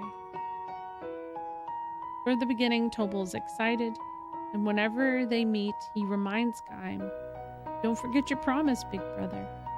After the waning moon has disappeared from the sky, however, he begins to grow more reserved. The vanished moon reappears in the sky, and it waxes little by little. Tobal stops trailing after Kime. Sometimes he goes so far as to slip away through the crowd when he sees Kime approaching in the marketplace. Kime notices Tobal's change in attitude. It is something he expected to happen and was even counting on. Hands upon her swollen belly, Angela wears a smile of deep serenity as she shops the market. Not just Tobal, but everyone who encounters that smile of hers must surely come to realize this. The dreams of the young, to be sure, involve doing what you want to do, but that is not the only kind of dream there is. When people grow up, they see that there's another kind of dream, and that is to wish for the smile of the one you love and who loves you in return. To long for it always and forever. That's another kind of dream that people come to understand when they grow up. I like the moon, like doing the thing. Nice. The moon is full again. In its perfect roundness, the moon floods the empty stone paved road with brilliant light. Tobal comes running out of breath to the empty room where Kime has completed his preparations for travel. Tobal is carrying nothing. He's not even changed out of his everyday clothing. Big brother, I'm so sorry. He pants, gasping for air. He ducks his head repeatedly before Kime an apology. You changed your mind? Kime asks, trying not to smile.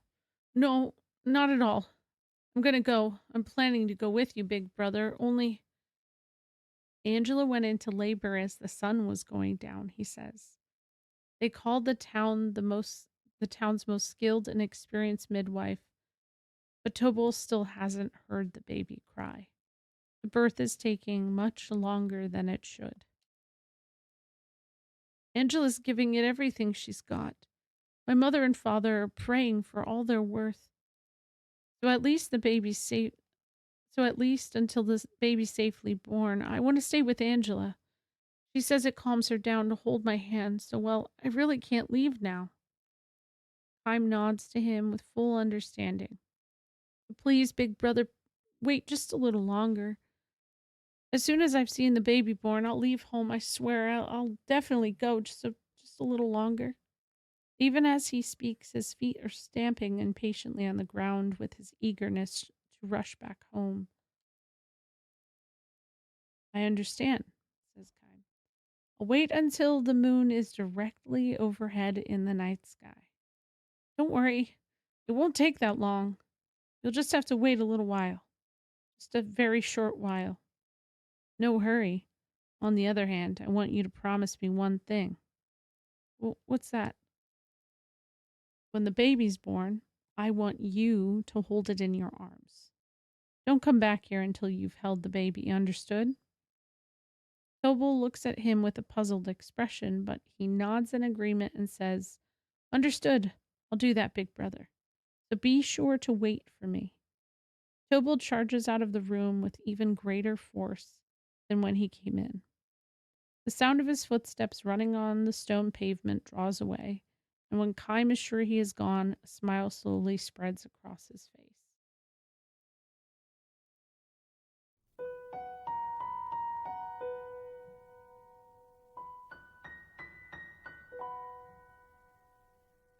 Tobal never comes back.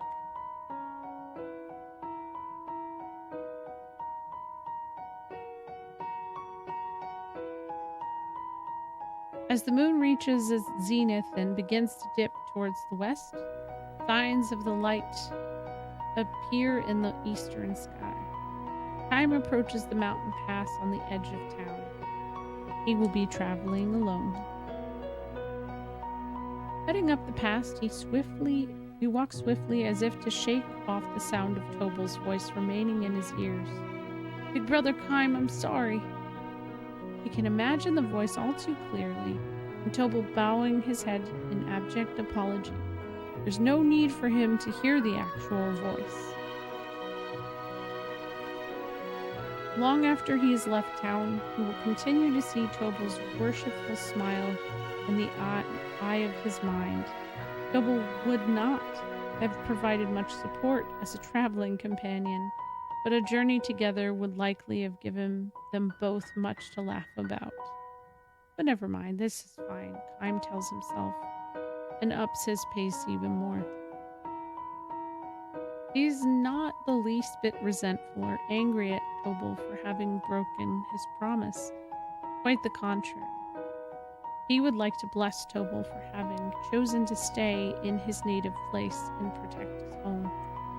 All the more so because this is a dream that can never come true for Kime himself. A frigid wind tears through the pre-dawn pass. If the cries of a newborn baby could ride on that wind to be heard up here, Kime chuckles at the thought. Will Tobal abandon his dream to leave his hometown, or will he start looking for another big brother who will help conceal his fear of going on the road alone? Time has no way to tell. Best to leave it unresolved. Tobal could not take to the road the night his child was born. The hands with which he held his newborn baby were useless for travel preparations. If only for that reason, he took one step towards becoming a grown-up. Let's go, Chaim mutters to himself as he crosses over the pass. Look, Angela, he's smiling. The happy smile that Tobal fixes on his baby will be travel companion enough for Chaim until he reaches the next end. No, it's not, Viz. This is a visual novel portion of it. It's a regular game typically, but this is called Thousand Dreams, and there's hella dreams to go through. And yeah, it's a whole thing. Honestly, I get, being disappointed in Tobal, but like, I grew up in a small, boring ass town, and all I wanted to get out, like my entire life, was to get out, and I managed to do so, but not in the terms I think I would have liked to. And I made it work for me. And the longer I've been away, the more I'm like, well, damn, it was nice. It was very chill. I was very lucky to grow up where I grew up, and it's one of those things I just like, you don't recognize in the moment. And what Tobal is going through is honestly really common too. In there's a lot of, for like a woman, when she's pregnant, she is experiencing every little bit of that. It's a very different, out of control thing for the partner. Like, that's not even a male experience, It's like, that's anybody that is not carrying in that situation can feel incredibly helpless. And being there in the moment really does often change it. I think Chaim knew that. So that's how I feel about my hometown until I go back and I'm like, oh yeah, this is why my family left. I 100% know I could never live there, but I definitely feel like it was a really great place to grow up. So I think so too. I don't think that he ever truly would have. I think it's one of those things where it's good to have someone to vent to. Even if those aren't the things that you're gonna do. And I think that Chaim is actually a trustworthy enough person that at least can guide him in the right way. And he did. He absolutely made it happen. I think sometimes, like, and it's really rare to find someone that you can express, truly, like, hey, I saw this situation and this is what I was really thinking versus, whatever. It's a difficult, but I don't know. I adore Chaim so much. I really do. I mean, obviously he's lived a long ass time. He definitely did he went to get cigarettes and never came back. But at least Tobal had a large heads up. I went back to my small Wyoming hometown after graduating with both my undergrads because it was good. Inexpensive place to go during COVID and get on my feet after college. I think I would have ended up, if I didn't move out to California and I was still in Philly and none of what I often run through my head, like, what the fuck would I have been doing in 2020? I'd imagine I probably would have gone back to my hometown just because of it being like way more affordable to live in. And I don't know that that would be a good thing for me. Like, I don't know that would be a good thing. Yeah. It was pretty dang helpful for 2020. Yeah. A no judgment confidant. Yes. That is exactly it. That is a rare type of person to find, where you have someone where you can truly like express, you know, how you feel and not feel like you're gonna get judged in the moment. That's such a hard, it's hard to be that person too, especially, you know, in this day and age. How many stories did I read today? I think I only got 3. I just want to check something. I don't think I have the heavy class unlocked. I think there's a super heavy class too. How do you get that?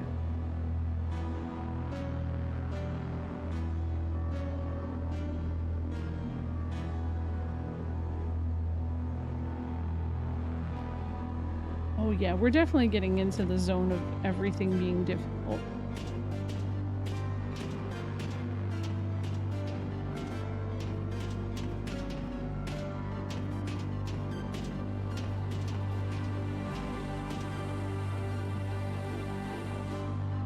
Yeah, the responsibility to a family member is like a whole other like weird I don't want to say trap, but it definitely, I feel like, probably feels very similar to being stuck. And I think there's a lot of people who will sacrifice their life because they're stuck in that position and they don't want to choose themselves because then they look like an asshole. But sometimes, like, you spend a lot of your life doing that. It's not healthy, you know? So I'm glad that you're able to, you know, figure out a way to, like, get that support and vocalize it and stuff. You can't fix yourself, and she's like, I can't. It wasn't her being defeatist, it was an admission of the truth to herself and the world. And being able to be honest about not being okay is so freeing. Yeah, I feel like a lot of people aren't able to do that. I was saying earlier, like, I was having mental, like, damn, like, I'm still not done with this. But then I just, like, I spent a decent bit before I went live just kind of going through and looking at all the stuff that I can do, and there's so much. And I don't know. If I'm just gonna take forever on games, I can't shame myself for it. I know I've had a couple people that I've, like, stopped into their streams and are like, dang, you're still playing Lost Odyssey? And in my head, after Wild Arms 3, this really doesn't feel like I've been playing it for that long. It's just that February is a short month. I guess whatever I have to tell myself, right? I guess. The question is, are you enjoying it? Absolutely, yeah. You know, like, that's... I like, deeply miss games after I'm done with them, and that's why I think I start to, like, drag it out when I get to the end. But then I think you'll notice when I am at that, like, last stream, I'm like, I need to fucking finish this and move on. So I savor it until that very just, like, last 2%, and then I'm like, get it out of here. I'm done.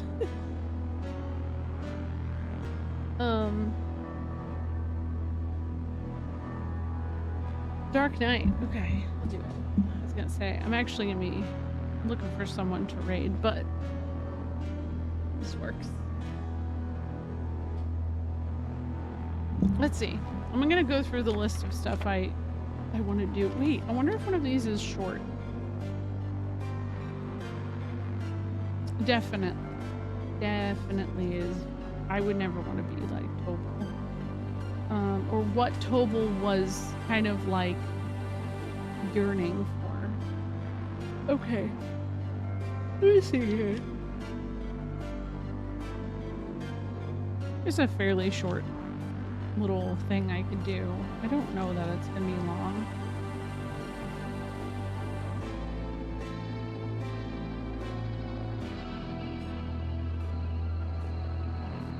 Norg just jump scared me. Holy shit, there's a monster called Baddie. They're really cool design, but yes, they are just literally called Baddie. I love that.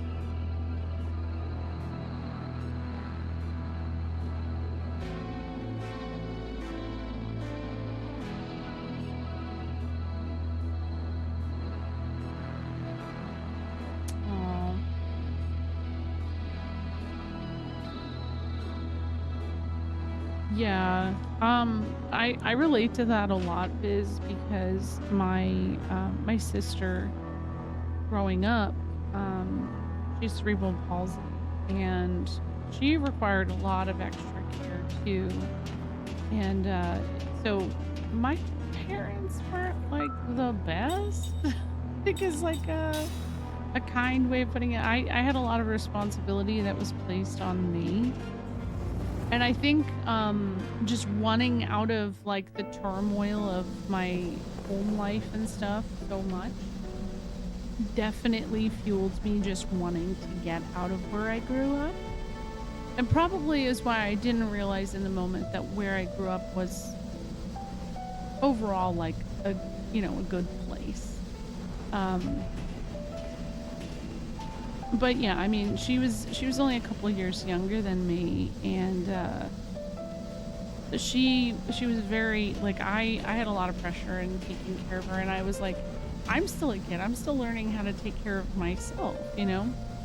So it's very different.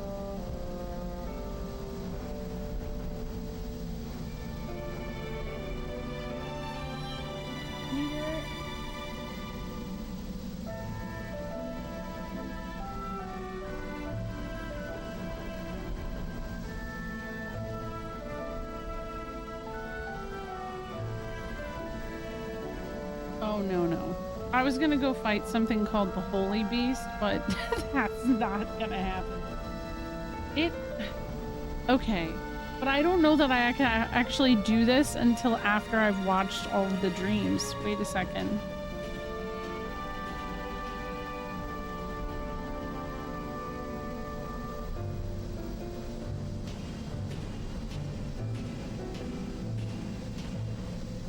I need to get Ming's harp.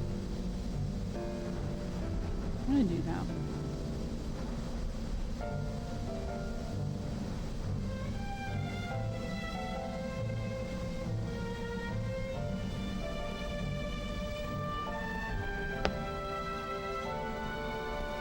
Getting out of here is kind of annoying. It's fine.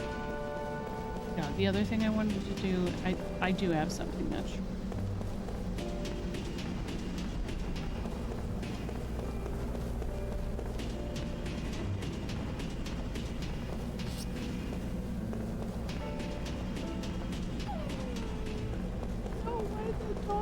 so sad. I can't pet you anyways. The game doesn't allow it. God, imagine being an NPC dog in a game that you can't be pet.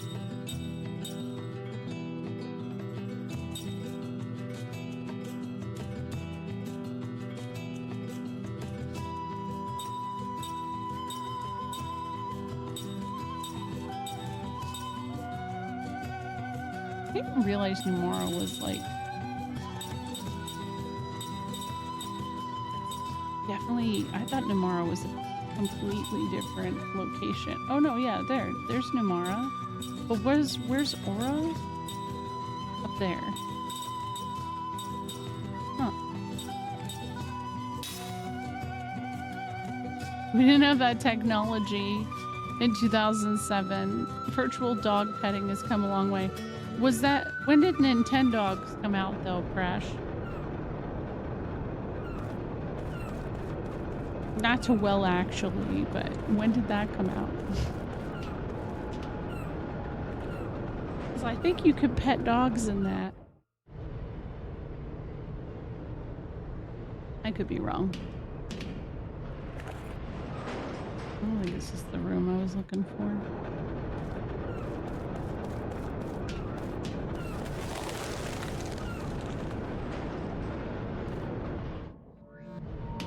Oh, 2005, really? Wow.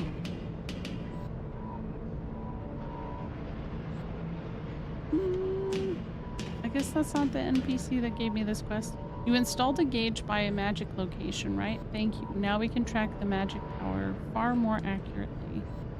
You've provided a major service to us. Please take this in exchange.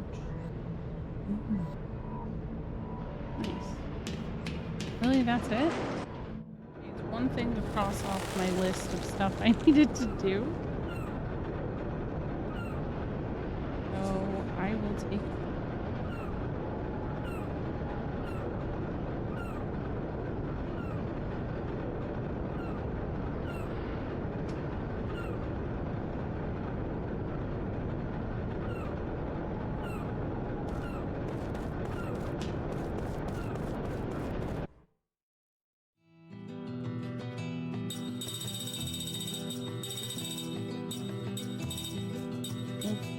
Mansion.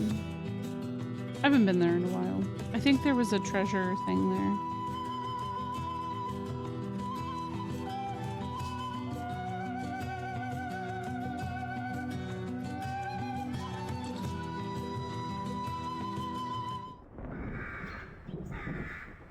Oh, this is where Mom was born. She used to talk about this place all the time.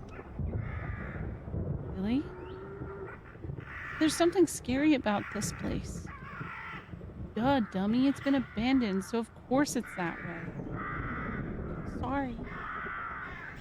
Don't worry. It's completely true. It used to be such a nice place. Sorry, is it alright for me to go in a moment? There's a poetry notebook of mine that should be still somewhere inside. Poetry? It's just a simple notebook. But I want to keep it close since it contains the very first song Liram sung for me. It must be the same song that Mom always sang to us. I bet that's the one. I'll go look for it too. You don't mind, do you? Not at all.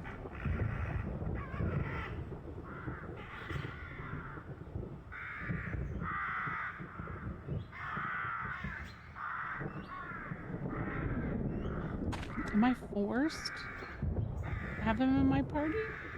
I feel like I am. A little bit. Is there a save spot there? Birds. No. Or maybe that was the treasure.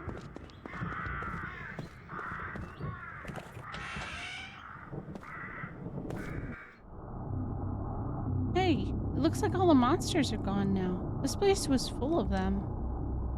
A long time ago, I had heard some people explain that the monsters were attracted to the gloomy energy. I see. My inner feelings must have lured them all here, and then they hurt everyone. You shouldn't think of it that way. It seems that the monsters have departed. What further proof do you need that the negative energy is gone from your body? I suppose you're right. After all, I wouldn't be here today without all of you. I hope you all understand how much I appreciate what you've done for me. It's still creepy, though. It's still creepy.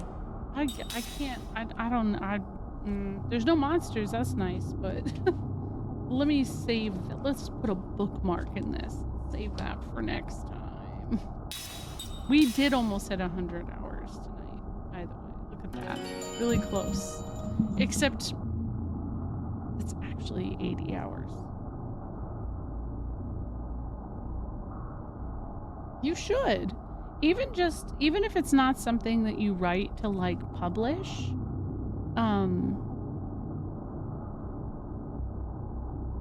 just to like get it out, you know. I find that that used to help me a lot. I would write a lot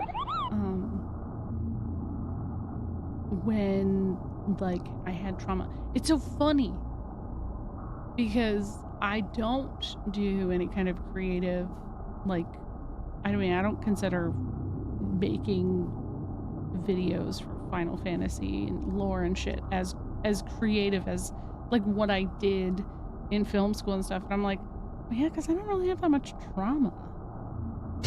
Like, I'm pretty good now, you know? Like, I feel good. Oh my god, guys. It's gonna happen. I've never seen a timer switch over to 100.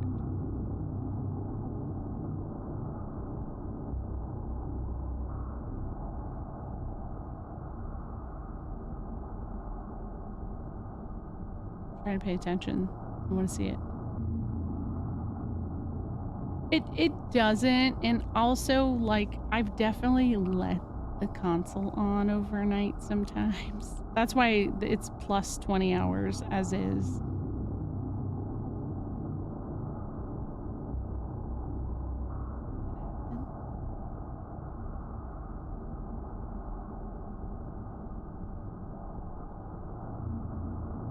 It feels like it's been more than a minute, right?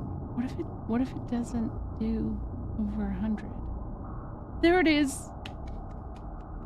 100 hours. Except it's actually 80. That's what I thought. I thought I was making it go to sleep, but I don't know. Like it doesn't, like I'll show you. I'll show you what it says. Look at this. Okay, what do you want to do? Turn console off. That's what it says. And so you would think that it's off, but it's not. I don't know. Because I did that last Wednesday night. And when I started it up on Tuesday, my in-game time said 250 something hours. And I was like, oh my god, you've got to be kidding me. Yeah, it stayed up to play video games. It's not over, like it's right by me and it's usually loud when it's on too. So I'm like, like I don't hear it, so I don't know.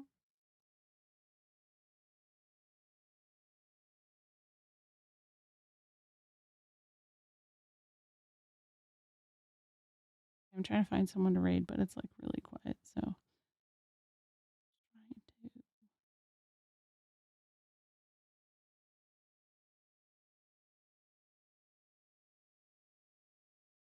if the yawns don't mind me. Green Palm streaming. Random. Whoa! I haven't seen Doom Pickle stream in a long ass time. They're playing Devil May Cry. You're welcome for the Sid collection. It's pretty great. There you go. I'll be back on Friday. I am going to turn on the Pokemon Redeem on Friday. My only request is that it happens within the first 30 minutes. If it's going to happen. Because I'm going to turn it off after that. Because splitting my VOD is just, it's kind of annoying to like post to YouTube. So go say hello to Doom Pickle. The raid message is Frog. And I'll see you guys on Friday. Yeah, thank you. Thank you for stopping in, Gabe. I hope you're having a good one. All right, bye guys.